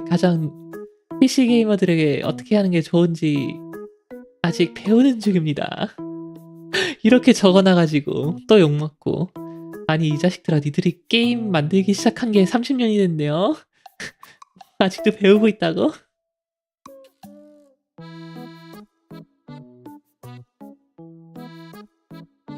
Hey, we can play games on the same machines we used to make the games? Oh, and so even in some countries where PSN is enabled, you need a PlayStation apparently to make a PSN. Apparently. I'm not 100% on this. But yeah, I love Wendell from Level 1 Tech's take on this.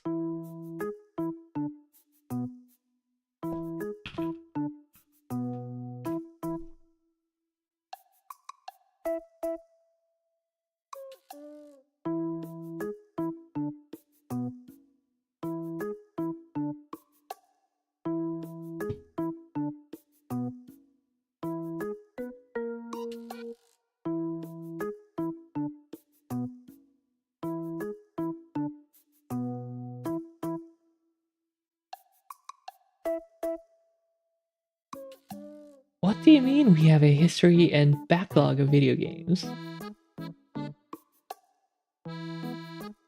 리엘도 30년 넘었는데 배우고 있잖아요. 아, 이렇게 뼈 때리네. 햄. 그리고 30년 넘었는지 안 넘었는지 말한 적 없거든요. 하.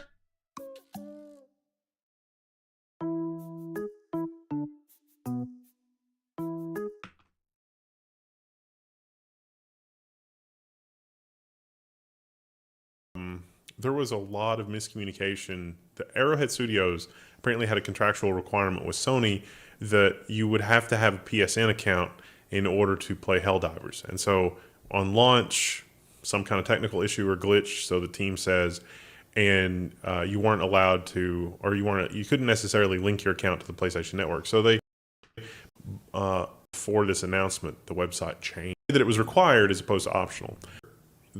You could have bought Helldivers, but you still can't play. Like, it's blocked in those countries. And so that's you can't get a PlayStation account in those countries. Even you bombing, and then now that's where PSN is not available, or it's a PlayStation. I don't, like, from my point of view, the game and the, you know, like whether you agree to it, making an account, is it a big deal? Is it not a big deal? It doesn't really attack the heart of the matter. Frodo. The heart of the matter is that people either like or don't like the PlayStation Network. The PlayStation Network, the PSN, should provide value on its own. And by forcing people to use PSN, Sony's able to kind of go to their shareholders and say, look, we're doing a good job as a company because people want to use PSN. The PSN line is going up. When the reality is people like Helldivers, and they're willing to tolerate the PSN because they like Helldivers. That is not the same thing. Like, if you're a Sony shareholder and you're looking at, is the company doing well? Yeah, I think this is a great point. Do I want to be a Sony shareholder? I would have a very different perception of how the company's doing if I look at it as, no, you're just forcing them to do this. We don't actually get very much value from having forced them to do this versus you built something they actually want to use. And I think Sony suggesting that the PSN is something that people actually want to use is a kind of fraud perpetuated against Sony shareholders. Like, it's just like Microsoft with the start menu thing. We have an update on that too. Yeah, Microsoft shoving a bunch of crap in the start menu, and it's like, no one wants this. But it does make some data on some dashboards look good. And so if you're an idiot shareholder that is just a babe in the woods, you know, fools and their money are soon parted, and you look at that and you say, oh yeah, Microsoft's doing great. Lines going up in that engagement. You should know there's a dark side. They're holding you hostage, in my opinion. I love that take. The line's going up.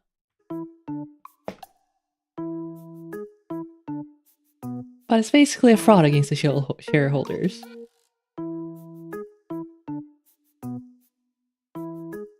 이제 여기서 웬델이 레벨 1 테크의 웬델이 말한 게 소니가 PSN 게임에 넣고 싶어하는 이유는 소니 주주들이 봤을 때 이제 PSN 숫자가 이런 유명한 인기 많은 게임들에 PSN을 넣으면서 PSN 로그인하게 만들면서 이제 PSN 숫자가 이렇게 쭉 올라가잖아요. 아, 여러분들 저희 소니는 안전합니다. 이 줄 올라가는 걸 보십시오. PSN 사인업 아주 좋습니다. 근데 이렇게 말하는데 그건 이제 사람들이 헬다이버를 좋아해서 PSN이 슈렉이든 자기가 원하지 않든 그 PSN을 쓰는 것을 감당을 해내는 거지. PSN을 쓰고 싶어서 로그인을 하는 게 아니란 말이지. 주주들한테는 그러면은 PSN이 좋아서 사람들이 쓰는 게 아니고 소니가 강압적으로 쓰게 해서 숫자가 높아지는 거지. 줄이 올라가는 거지. 그거는 그냥 주주들에 대한 기만이죠. 그냥 숫자 좋아 보이게 하는 거짓이자 사기죠, 완전. Shareholders and their consequences have been a disaster for gamerkind. Yeah, just look at Microsoft. What a great segue. Microsoft shutters Tango, famous for Hi-Fi Rush, and Arcane Austin, infamous for Redfall. So, Xbox Game Pass, Hi-Fi.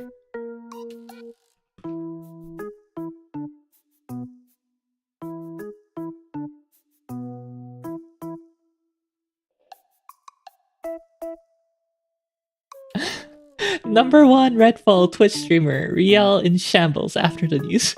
No, I didn't even finish the game yet. I mean, the game's still playable, at least for now. We have more on that too, regarding games being playable.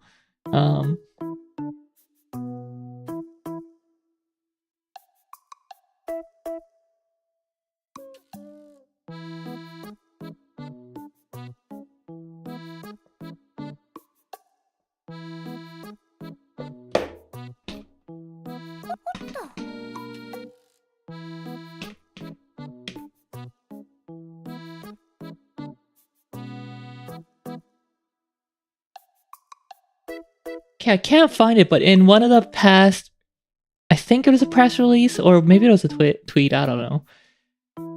Xbox said that Hi-Fi Rush was doing great in terms of sales, despite it being available on Game Pass on since day one.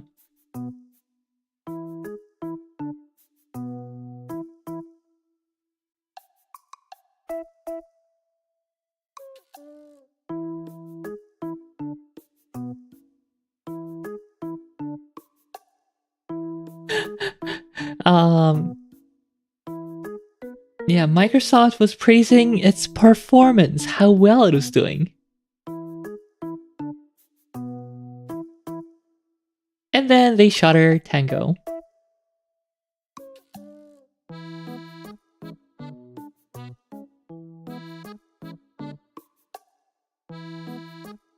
Now, Arcane, on the other hand, Redfall did horribly. It was horrible on launch. It's supposed to have some kind of Game Pass or something like that, or Battle Pass, lame live servicing lame content thing.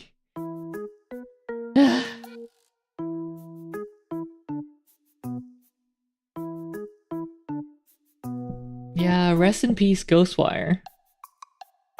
2, I mean. 1 was okay. As you say, yeah, the Japan simulator aspect was fun.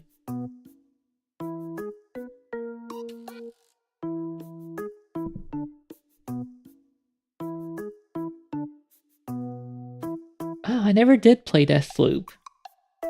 That was Arcane, right? Not Tango?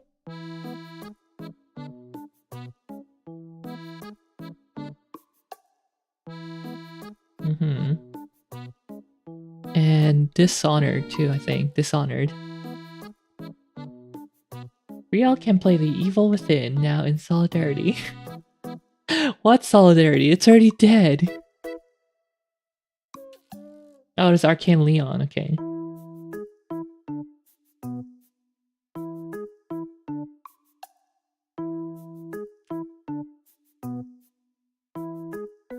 So, yeah, rest in peace. And this really puts it into question. Are all the other Xbox purchases, are they going to be safe? Or is Xbox going to shutter them? Some people are thinking that it's because Xbox made the expensive Activision Blizzard purchase to the tune of $70 billion. Now that Microsoft is actually scrutinizing Xbox's financials. I don't know. Yeah, like what EA was doing in the 00s, in the aughts. Oddies.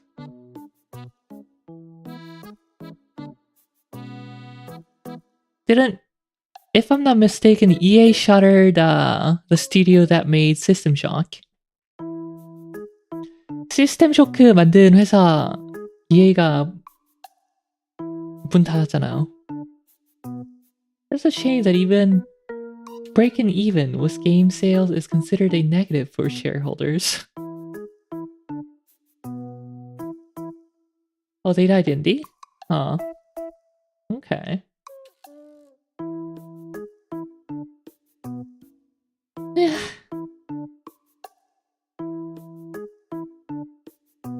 마소가 옛날 이돌이 뭐죠?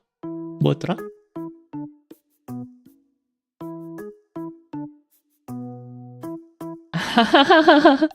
EA를 이돌이라고 하는구나. Yep. What EA was doing.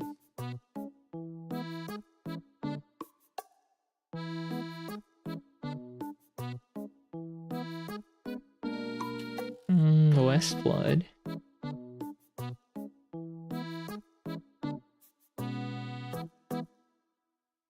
나 왜 웨스트우드가 기억이 안 나지? 나 그때 무슨 게임을 하고 있었지? 2000년도에? I think I was playing COD 1 around that time. 그쯤에는 저는 이제 포로 1 하고 있던 것 같아요. Con. Microsoft, EA, and others don't buy companies for developers. They buy them for the intellectual properties. Yeah, let's fire all the talents and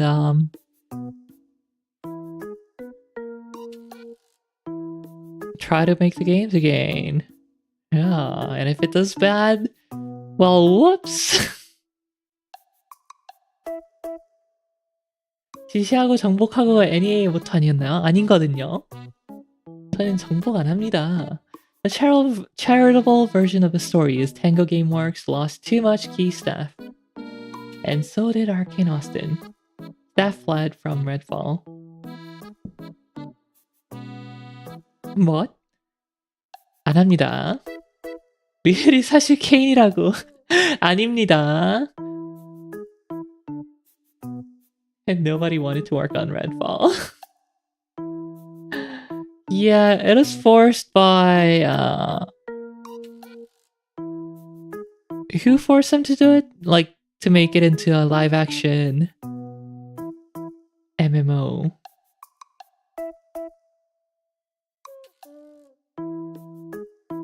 They knew it was cursed. 케인 배우는 뮤지컬 회사 운영하고 있어요?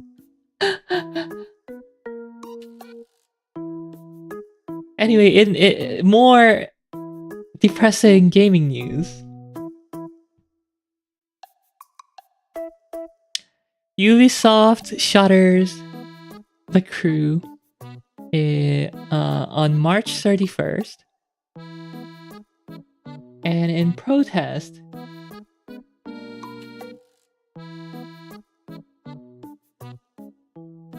oh, I forgot his name. Ross, what's his face from the YouTube channel, starts the Stop Killing Games campaign.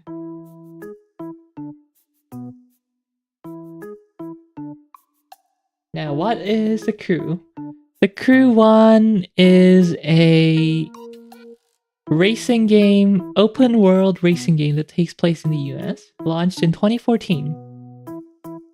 I believe it was mostly single play with some multiplayer components, online components, but that was necessary for the game. To enjoy the game, that was necessary. And yeah, on March 31st, Ubisoft shut it down, citing upcoming server infrastructure and licensing constraints.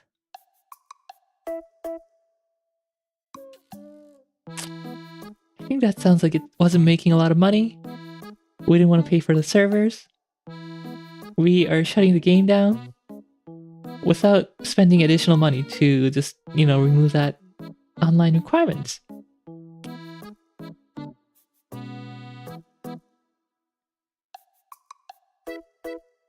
There's the ADHD version of the Stop Killing Games campaign video. Yeah, I saw the short. I was too ADHD to watch the full version. So he's launching petitions in UK, Canada, and Australia, I believe. So the UK government responded.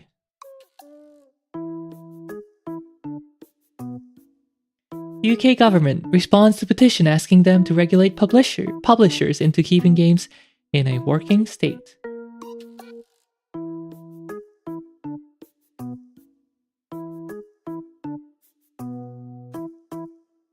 The government's response explains the current regulations and what might constitute a breach of them in this context. No, where's that part? Consumers should be aware that there is no requirement in the UK law compelling software companies and providers to support older versions of their operating system's software or connected products. There may be occasions where companies make commercial decisions based on high running costs of maintaining older servers for video games that have declining user base. However, video game sellers must comply with existing consumer laws, including the Consumers' Rights Act, blah blah blah blah blah blah.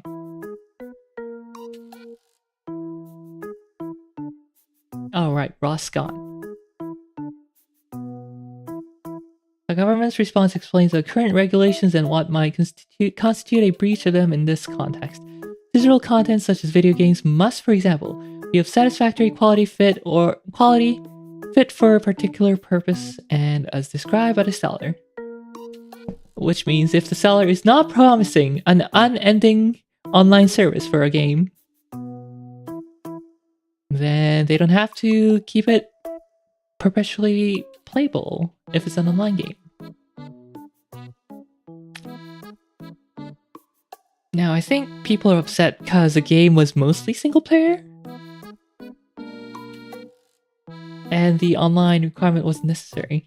Alpha attention span of 0.3 seconds. Just slightly longer than a goldfish attention span.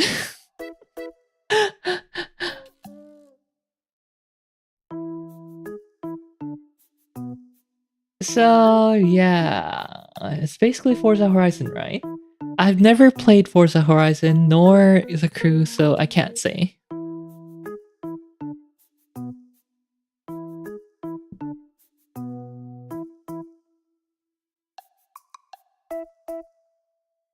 If I remember correctly, it is a single-player mode. There is a single-player mode in the game. The flag to be able to select the option is disabled. And yeah, the game was completely removed from all users' libraries. Uplay library. Is it Uplay? Is Forza Horizon 1 still playable? I don't know, I don't play the game. The Hitman games also have this always online gimmick. Yeah, the always online is terrible. I hate it.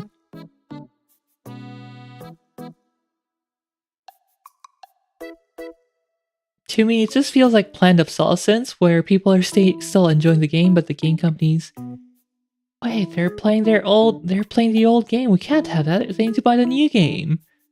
Well, I guess we'll just shut them down. You play offline, all your progress is gone. Yeah, but Nintendo. Well, Nintendo games are still playable though. Even if they're not on the store. You can't buy them, but the people who bought them can play them, right? Right? Not if they were digital. RIP, I guess. Right.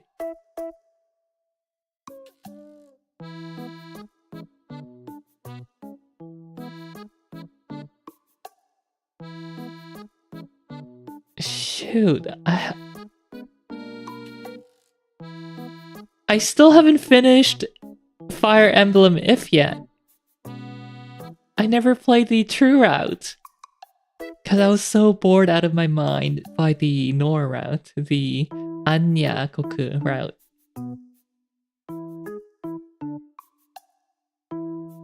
People were working to preserve it and run a private server.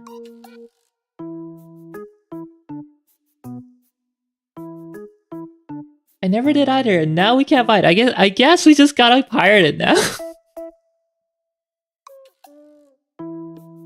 If buying isn't owning, piracy isn't stealing. Are there such things as private Final Fantasy XIV servers? No. And when Square Enix shutters FF14 servers, I'll be very, very sad. But what's the popularity of the game and how old it is? I'm sure someone will make a private server.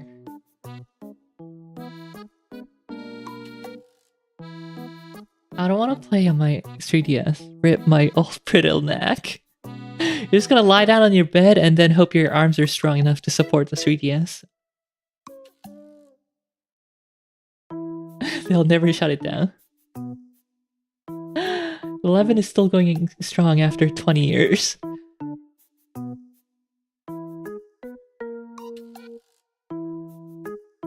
I bet Rielle doesn't see her torrents. Ahem, I won't comment on torrenting. I won't comment on pirating any further. There's a private server for 14, 1.0 if you want to see how awful it is. Morbid curiosity kills the potato.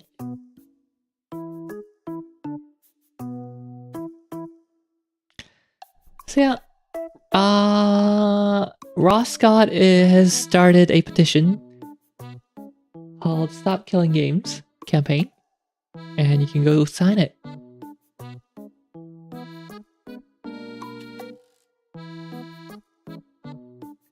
What is next? What have I not talked about? I think I've talked about almost everything.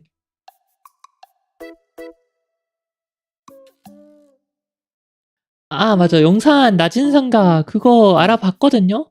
근데 뭐 많이 뉴스 같은 게 거의 없는데 그냥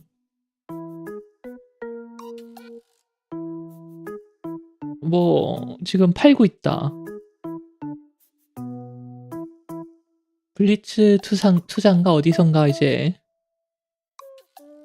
그 건물 그거를 하고 있다. 뭐 이 정도까지 지금 진행이 된 것 같더라고요. 그 직접 갈 것 아니고 뭐 그렇긴 하죠.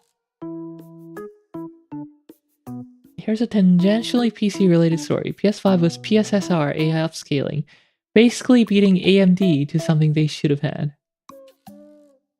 Wait, PS5 is a An AI upscaling thing?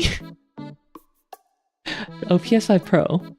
Oh, the slides were leaked. Interesting. Nintendo started DMCA and Gary's Mod add-ons. Yeah, Nintendo. Oh, right, and this Microsoft shattering Tango Gameworks and this entire Game Pass thing now brings into question if Game Pass is the problem. If Redfall and Hi-Fi Rush didn't make a lot of money because they were on Game Pass, will the next Call of Duty game be on Game Pass? They promised that it would be on Game Pass.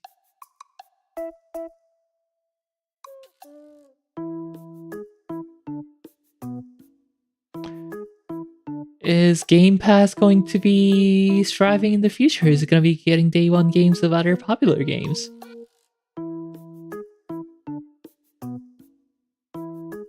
If it's not going to be on Game Pass, they may as well set Game Pass on fire. Yeah. If Game Pass numbers are not growing, are they going to put new games on Game Pass? Because if they don't put new games on Game Pass numbers are certainly not going to grow as much. It's a downward spiral. Good chance it's on Game Pass. We'll see, we'll see.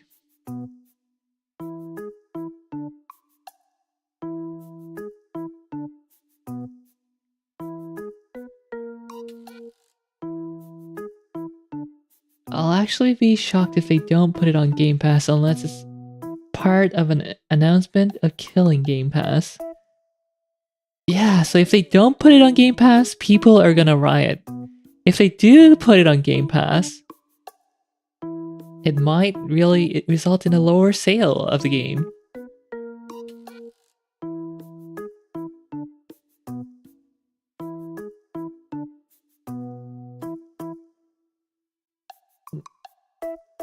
Now, the thing is, I don't see them killing Game Pass, I see them rolling back its features hard. Well, features, aka library. Introducing the COD tier. The premium tier. Only Game Pass Ultimate users get COD.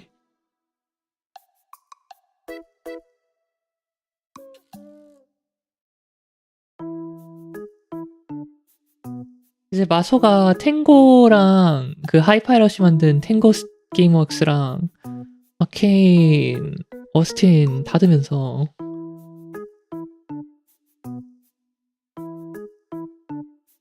마소가 직접 한 얘기는 아니지만 옛날에 마소에서 일하던 사람이 이제 게임 패스 올라가는 게임들은 훨씬 더 덜 팔리고 자기 생각엔 그래서 이제 뭐 아케인 어스틴이나 탱고 게임웍스가 마소가 그 둘 문을 닫았다 이렇게 말을 했는데 그러면은 코어롭은 이제 마소가 액티비전 블리자드 사가지고 코어롭도 게임 패스 내겠다고 했는데 과연 게임 패스 낼까? 덜 팔리면은? 베테스다 좀 갈아버리지? 아, 왜 그래요? 아니, 우리 베테스다 노력하고 있다고. 야, 스타필드는 최소한 게임 플레이 할 만은 했지. 레드폴도 아니고. I was paying $10 a month for the privilege of opening it thinking, I should play this game and closing it again.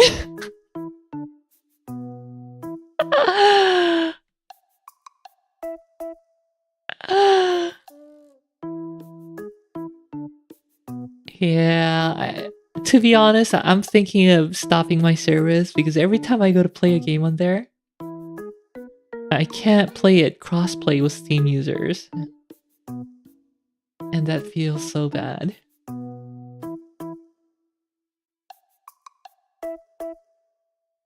야, 저 뉴 베가스 했잖아. 뉴 베가스 했나? 아, 뉴 베가 아니고 4였나? Yeah, the lack of crossplay really does sting.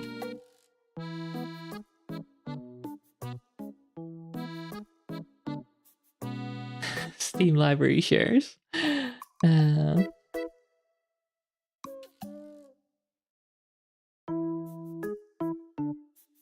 Why would I buy a Game Pass when I have an internet connection and qubit torrent? Now, I'm just quoting chat here. I'm quoting chat. I'm not advocating piracy. No, I'm not.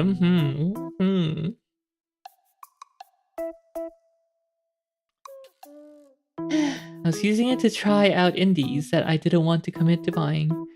Yeah, that's nice for small games that I don't really want to pay for, but still want to try. We only advocate piracy in Minecraft. Go to villager. Raid their storage.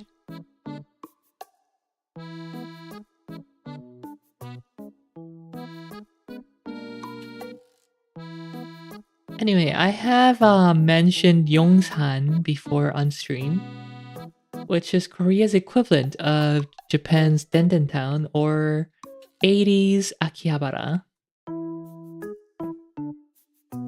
before it became anime. Before anime happened in Akiba. Yongsan is also undergoing quite a big change. Apparently they're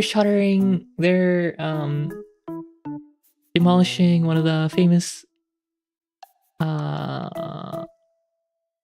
buildings. Did anime also happen to the Korean one? No. No. Not anime. Real estate happened. Real estate happened.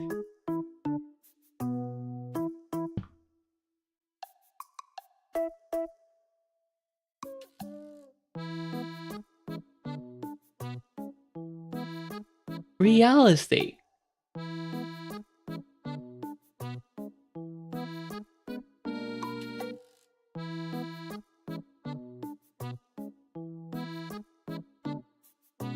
So apparently this is what they're planning. Ah, yeah. Apparently this is what they're planning. Currently it's three-story, low rise. Kind of looks like this here. Is that the concept art for the PS6 industrial design? Yeah, slide in the Blu-ray disc right there.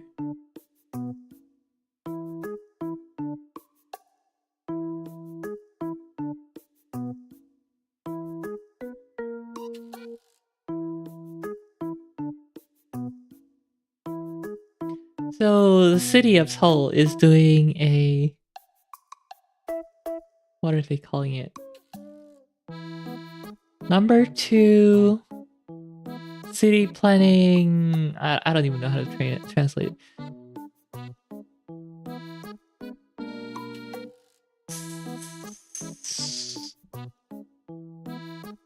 Ask Copilot.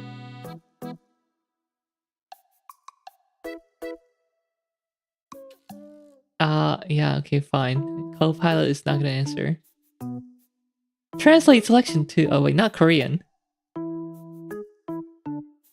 Now to English! Oh, I give up. 시장 작품이에요. Did you go there while you were in Korea? I went there once. This year. I've been there before. 저는 개인적으로 제가 제일 좋아하는 상가는 나진이 아니고 선인상가였거든요. 제가 제일 많이 간 데는 선인상가였습니다. 옛날에 선인상가에서 1080 살까 말까 하다가 사장님이 디스카운트 많이 안 해줘가지고 그냥 안 샀음. 아, 사장님 현금으로 산다고요. 디스카운트 안 해주심. 그래서 560 사고 라댕 560 사고 메이플랜드 들어와서 1070을 샀습니다.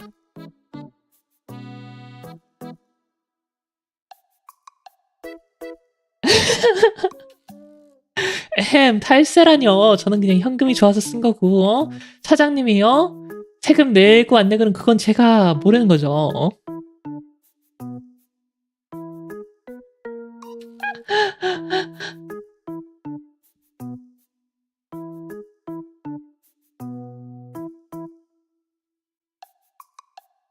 그때 1080이 얼마였더라? 80만 원이었나? 70만 원? 묵인해준 거 아닌가? 저는 몰라요. 저는 당연히 세금 내야 된다고 생각하죠. 사장님이 세금 내야죠. 제가 좀 당연히 내야죠. Rielle is literally outlaw. No! So yeah, I was just telling the story of in 2017, I went to Yongsan. Not this exact building, but the one right next to it. So if you look here, this is the planned complex. They don't look like that yet. I went to this building here, I think. 낮은 상가가 아니 선인 상가가 여기죠. I went to this set of shops here to buy a 1080 GeForce 1080, and I was like, you can haggle a bit in person, so I was trying to haggle down the price. I'm like, I'll buy this cash. Please give me a better pricing. Hey. I don't care. It's not that I don't care. It's not up to me if the store owner pays tax on that or not. I just want to pay cash because I like cash. I fully recommend that store owners pay tax. Haggling for a 1080 peak Rielle. Yeah, this is before 1080 Ti came out, so had I bought the 1080, I would have been pretty upset, I guess. I ended up buying the 1070 instead. I bought the 560, RX 560 in Korea, and after I came back to Mapleland, I bought the 1070. 절대로 세금 계상서 발행하지 않는 F. 저는 그냥 종이는 그렇게 종이 인쇄하는 거는 나무에게 좋지 않기 때문에 네, 필요 없죠.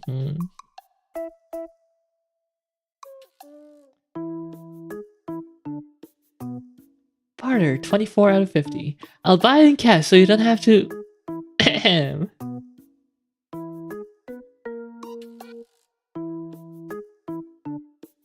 Yeah, so they're building new office buildings there.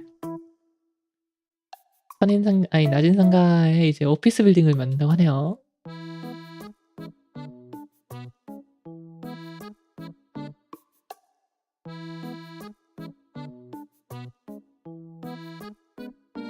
So that's it. That's all the tech news for me. 네, 이게 전부입니다. 이번 주 뭐 많았다. 몇 시간이야? 2시간 30분. 2 hours and 30 minutes. 2:25 excluding loading time. She just said she never pay bill because bill isn't good for trees. Huh? No, I said I don't. No. No. I said I could do without receipt. I often do without receipt. Because I think that is bad for the environment. That's cutting down trees. And I deeply care about trees. Just like Asus deeply cares for his customers.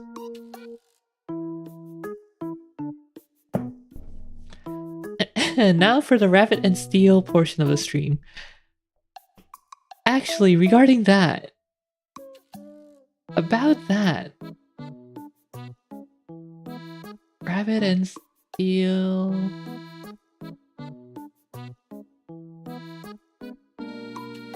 제가 이제 rabbit and steel 하드 모드 클리어 합방을 레오로님이랑 같이 하거든요. 레오로님이 커미션을 저 대신 넣어주셨습니다. 레비덴 스틸 커미션. So, Lero, the VTuber whom I am doing the collab stream, Rabbit and Steel collab stream, put in a commission for me in my stead and made me a Rabbit and Steel art. 또 무임승차했나요? 아니 이거는 레오로님이 혼자서 저야 너무 고맙지만 너무 고맙게도 혼자서 이제 진행을 해주셨어요. 그리고 저희는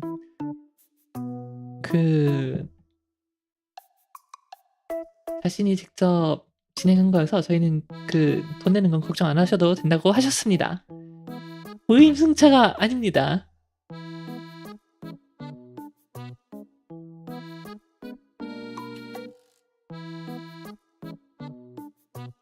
Alright, let me put it up. Rielle never pays her bill. That is patently false.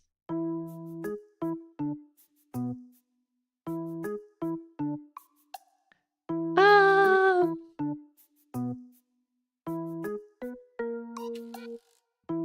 너무 귀여워. Big Mac.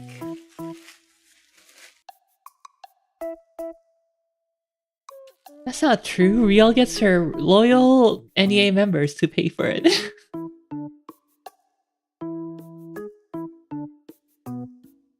Current Rabbit and Steel world record is 14 minutes and 58 seconds.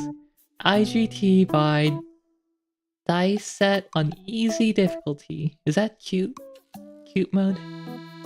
아, 리엘님이 캐리 해주실 거야. 아닙니다. 저 캐리 못합니다. I can't carry.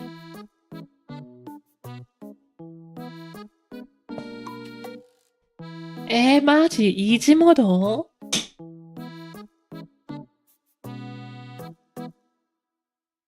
아, 레오로님 감사합니다. 감사합니다. 그러면은 딱 한 판만 해볼까? Silhouette of her head is oddly suspicious.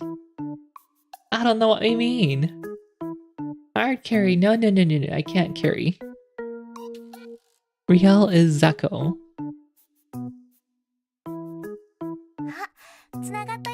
자, 레빌 앤 스틸 한 판만 돌려보고 방종하도록 하겠습니다.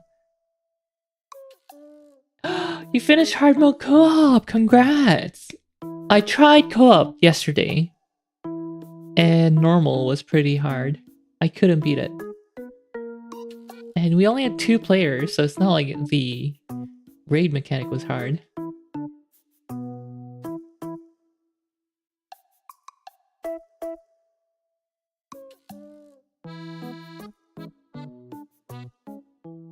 Yeah, it's so hard. I tried hard mode before.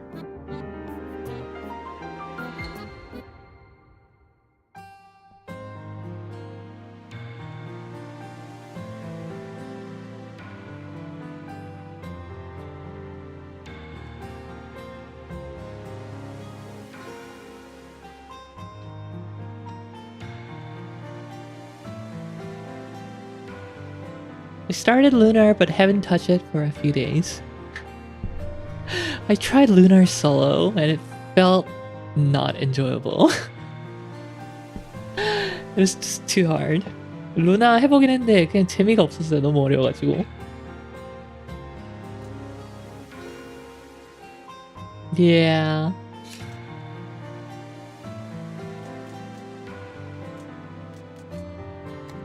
루나 해볼까? Should I try Lunar?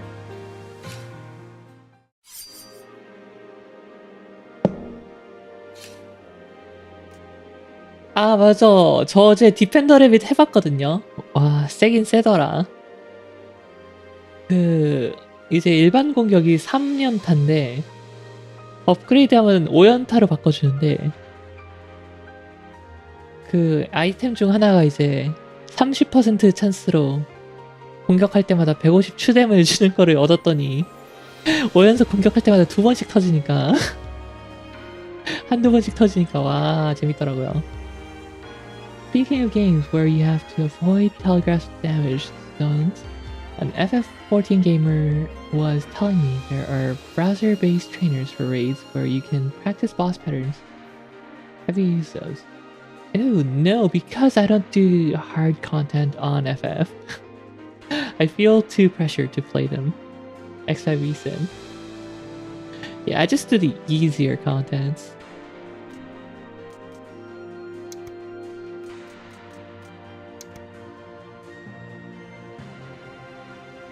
Alright, let's go 가봅시다. Browser Roblox. Eh? Eh? What the heck is this? Ah!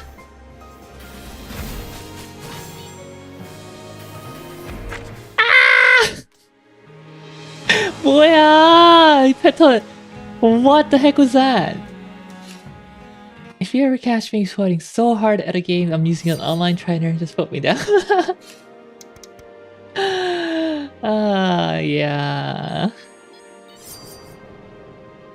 Gambo, hello, gambare, thank you.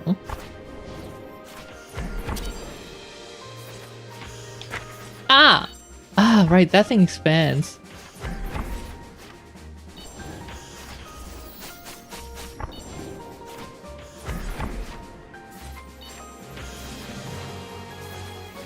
Alright, not too bad once I get used to it.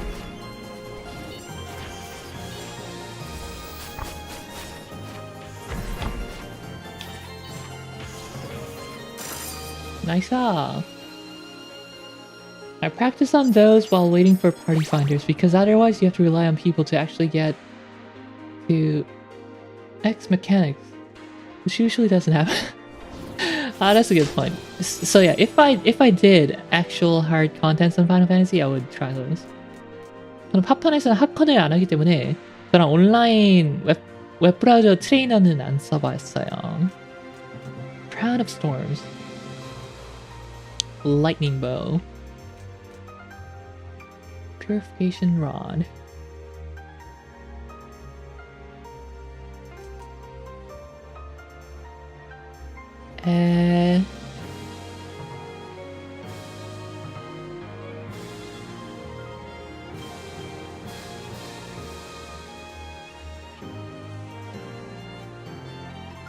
Wait, the lightning bow seems every bit better than Crown of Storms.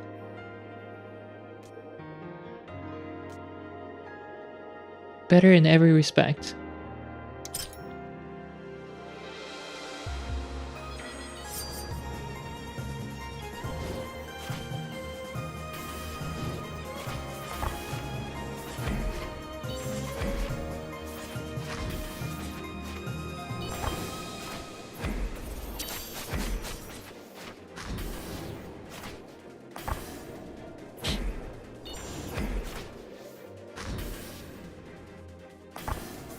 Oh, I don't think I'm doing enough damage here.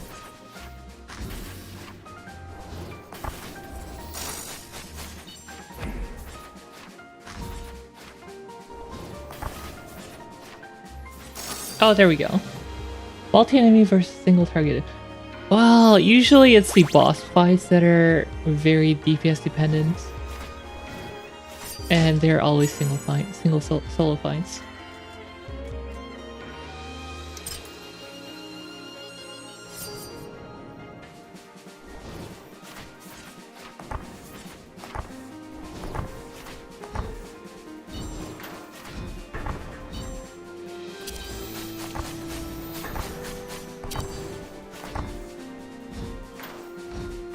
Oh, I have it.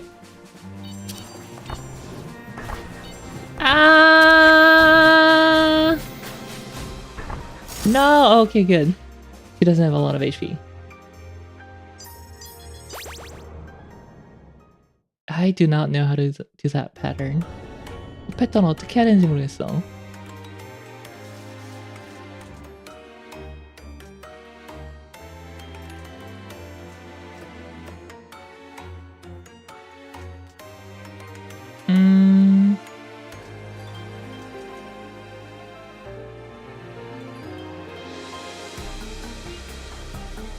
No longer fires a blast yourself.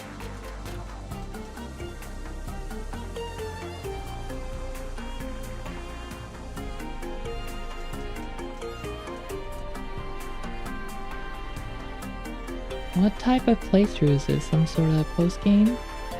No, this is just regular playthrough on Lunar difficulty, which is the highest difficulty. Nah, what do?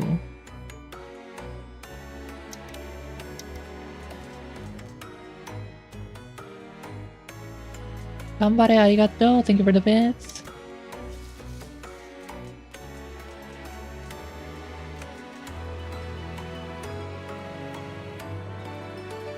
돈이 왜 이렇게 없지? Why do I have such little cash money?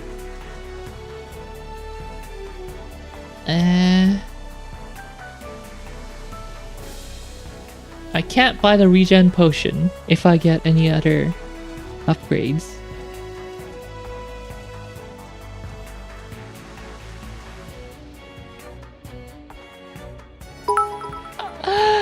In meme coins. Yeah, big sad. I don't like any of these upgrades. I'll just take this for now. But this upgrade goes against my lightning bow, but whatever. Just the least bad ones, and I can get the potion.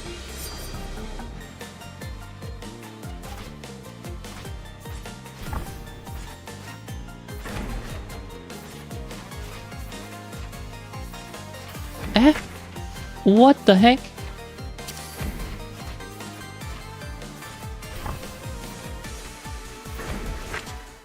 Ah!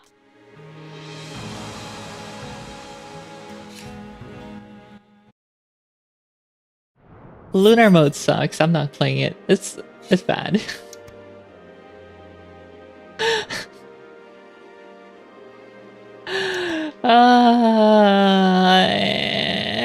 안 해, 응애 안 해. 바로 구치사에서 안 한다. Alright, this is the real final run.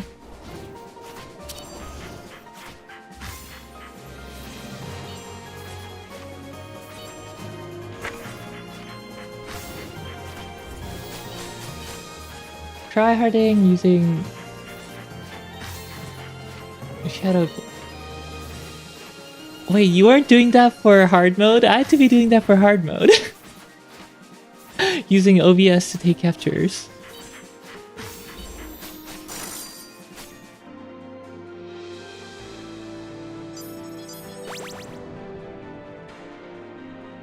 Okay, for hard mode. Thank you for the bits! Well, that's for the RP. Delayed.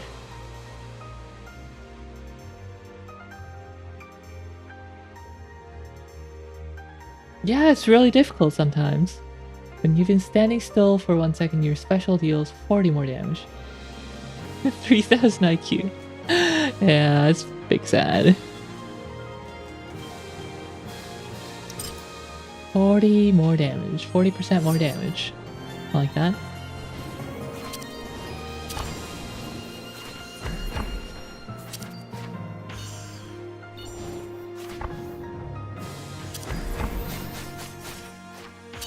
I don't know if that did extra damage there. Or if it got cancelled. Ah, yeah.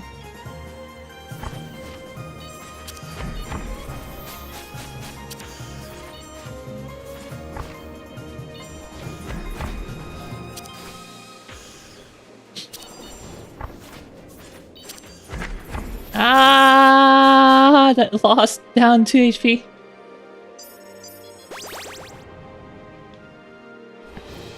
I think trying Lunar broke my brain. I can't play right now. Abilities was a GCD equal or higher than 1.5. Nope.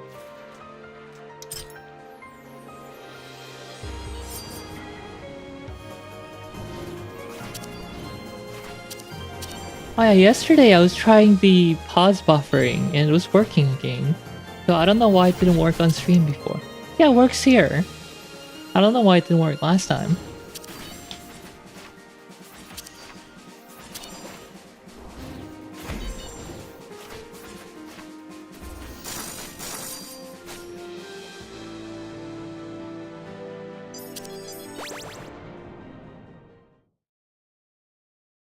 Cheats!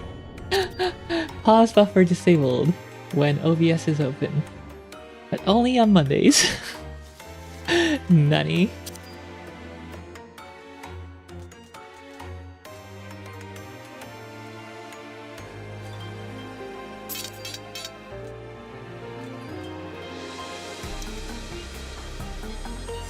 It's simply a game mechanic.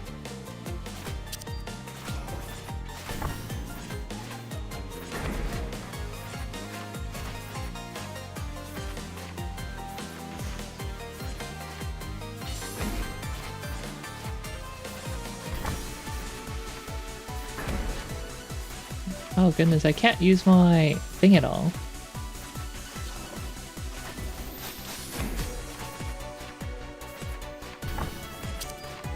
Oh no, it counts. Even if I'm being dragged in.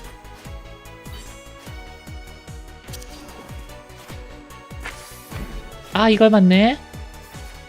Can't believe that actually hit.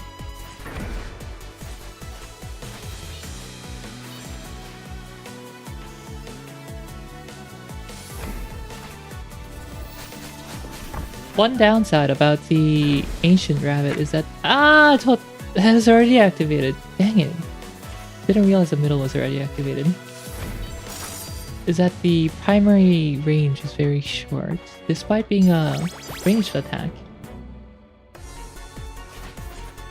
Right? 3 HP reduction is pretty bad.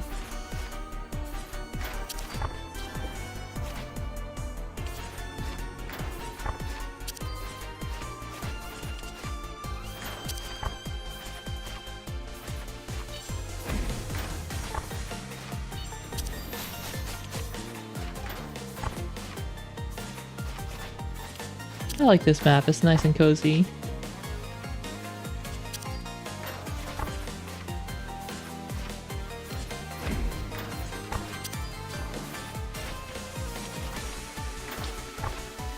Yeah, I bet. Forget about nice and cozy.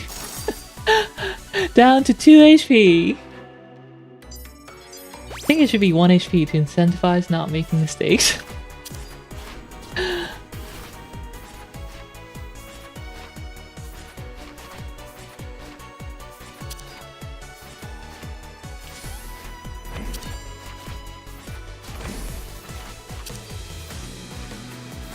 Alright, doing good damage here.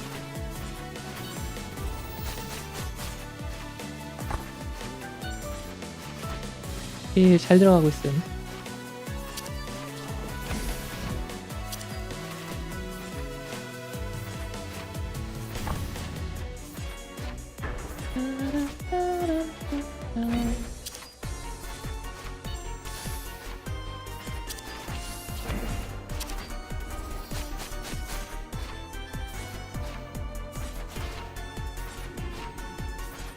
I was wondering why my special is taking so long.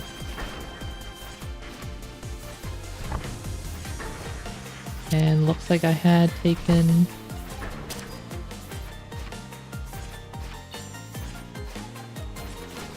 Or the item that I had was from last round that reset the special cooldown.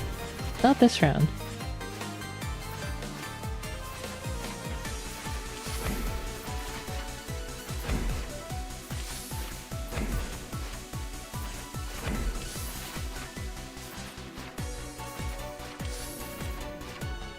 Another issue with the game is that it's really hard to read sometimes if the mechanic is active or not.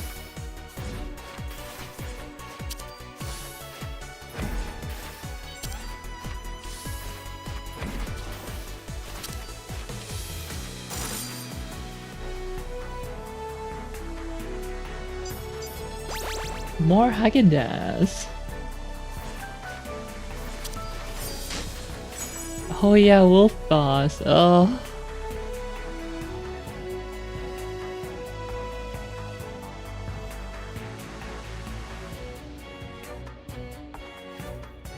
Cooldown reduction by 5 seconds.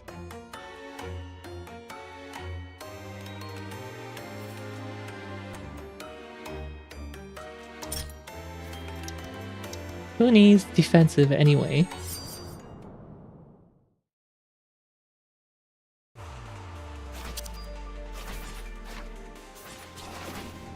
Oh wait, I just used my defensive by instinct. Stupid muscle memory. Well.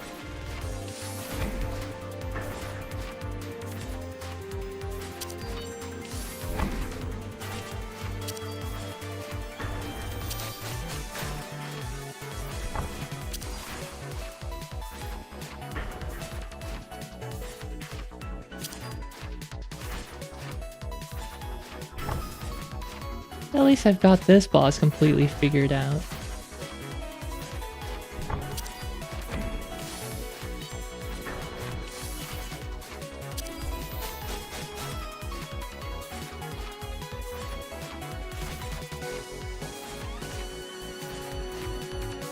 Yeah, I was having trouble seeing that, so I changed my color setting to it helps a bit, but not much. To saturation mode or something?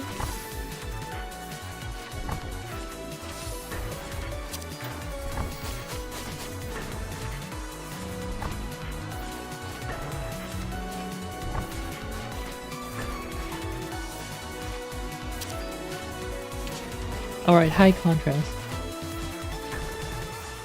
Oh, I see, yeah. Some of them are still hard to see.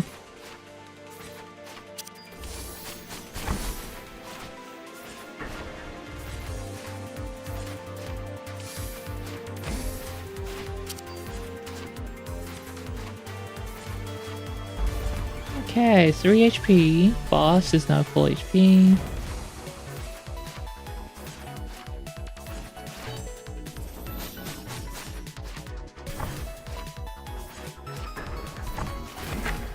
Ow! I said Misty Memo to get good. Oh no.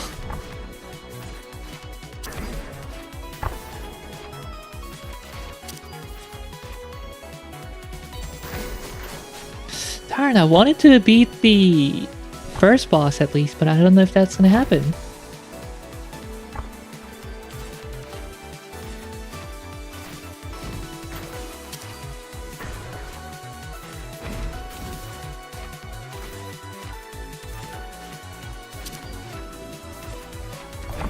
I believe, just believe,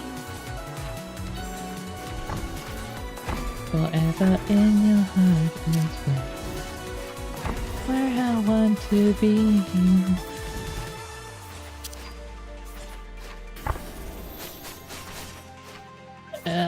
My DPS is so low because I screwed up with the defensive. Left teleport.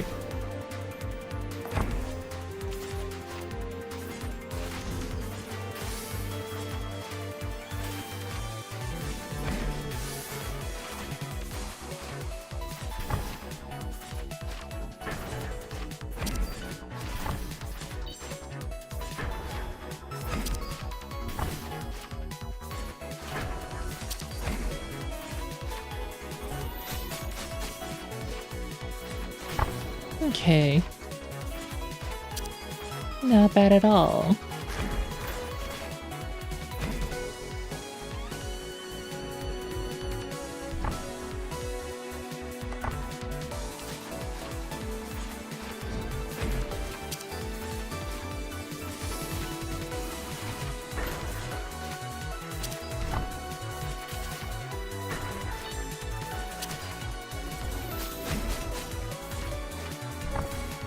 Another problem with multiplayer is that I'm so used to the single player patterns.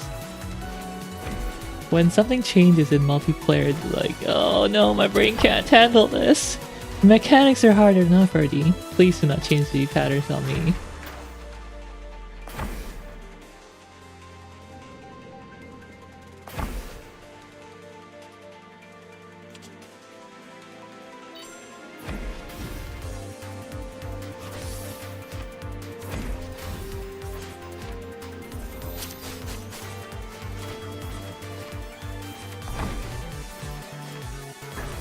True, true.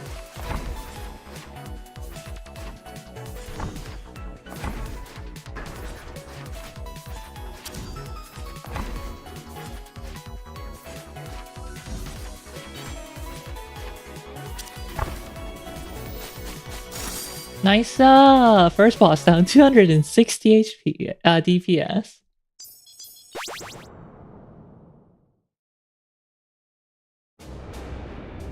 Oh, the ones that move with the players. I know.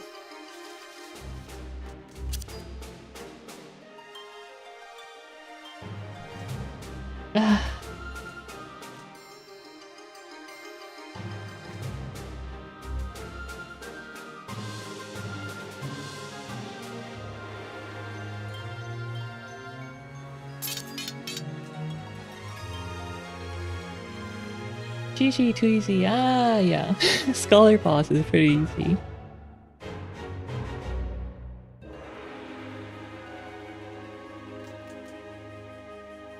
Fortunately.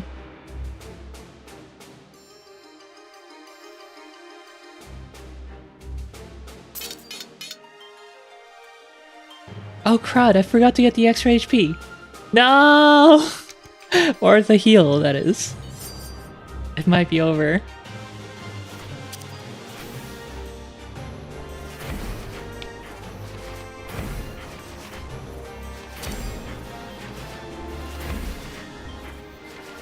어떻게 힐 챙기는 걸 까먹었냐?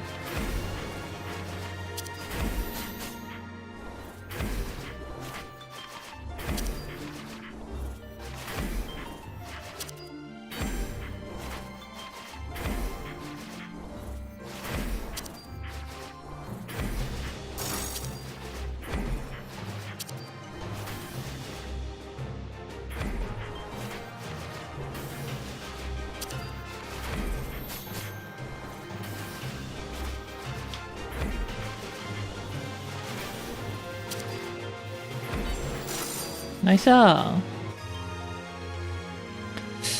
아, 힐 없이 박스까지 갈 수 있나? Hopefully I can get to the box without healing.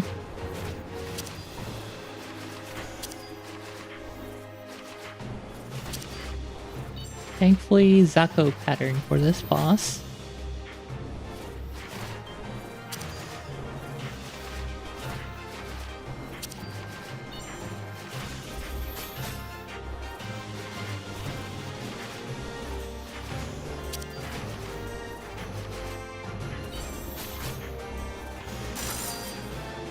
$532 DPS, very good.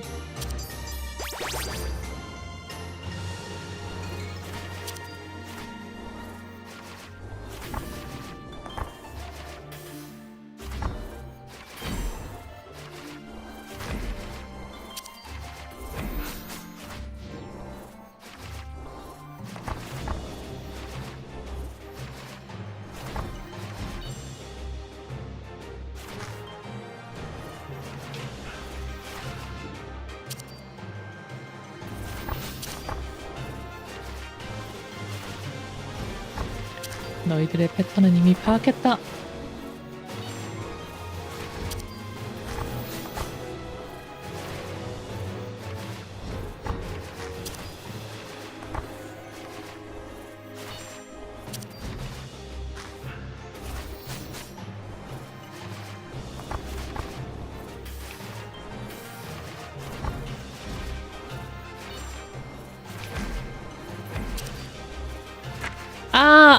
I moved too quickly. Ah, dang it. 너무 빨리 움직였다.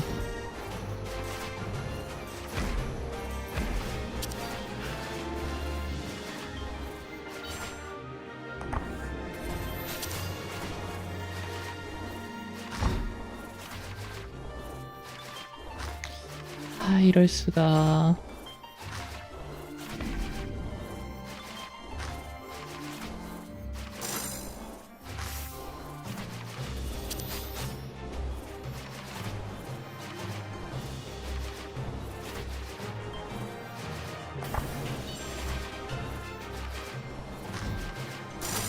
나이스. 다행히도 박스는 먹죠. 근데 HP가 3밖에 없어가지고 보스는 못 이길 듯? Alright, I got the box, but My HP is so low, I don't think I'm gonna beat the boss.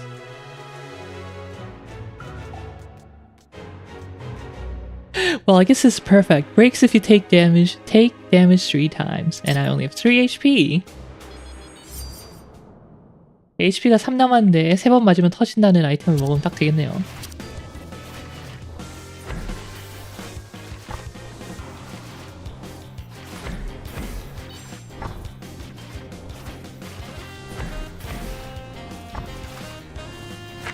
아, 야배.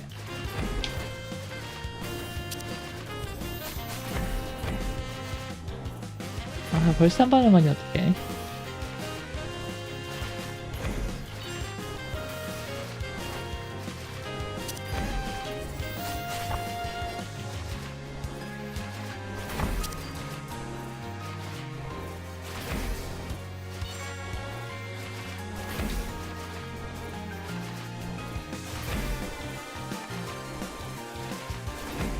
하루 안 했다고 벌써 녹슬었다. 아, 나 이 패턴 몰라. I don't think I'm gonna make it with this pattern.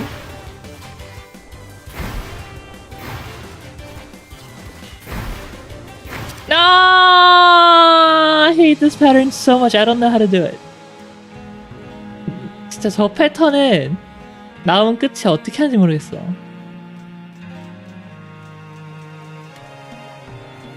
I think the least damage I've taken was 2 hits on that. 아, 아쉽다. Oh, that is it. That is the Rielle Tech Talk 3-hour stream right there. 다들 놀러와주셔서 감사합니다. Thank you for coming to the stream.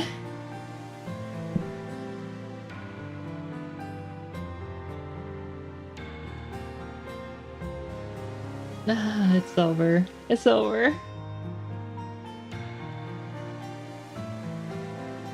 Riva, Rhinus, Riva.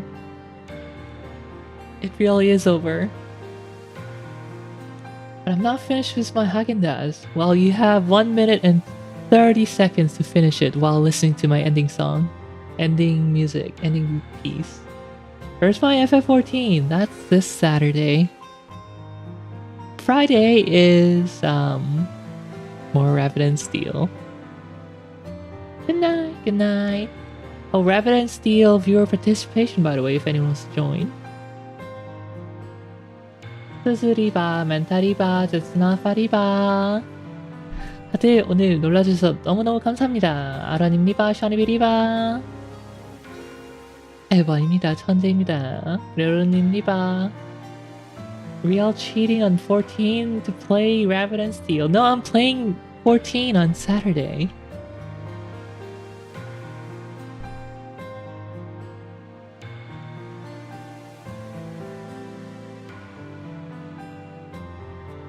Alright. Bye.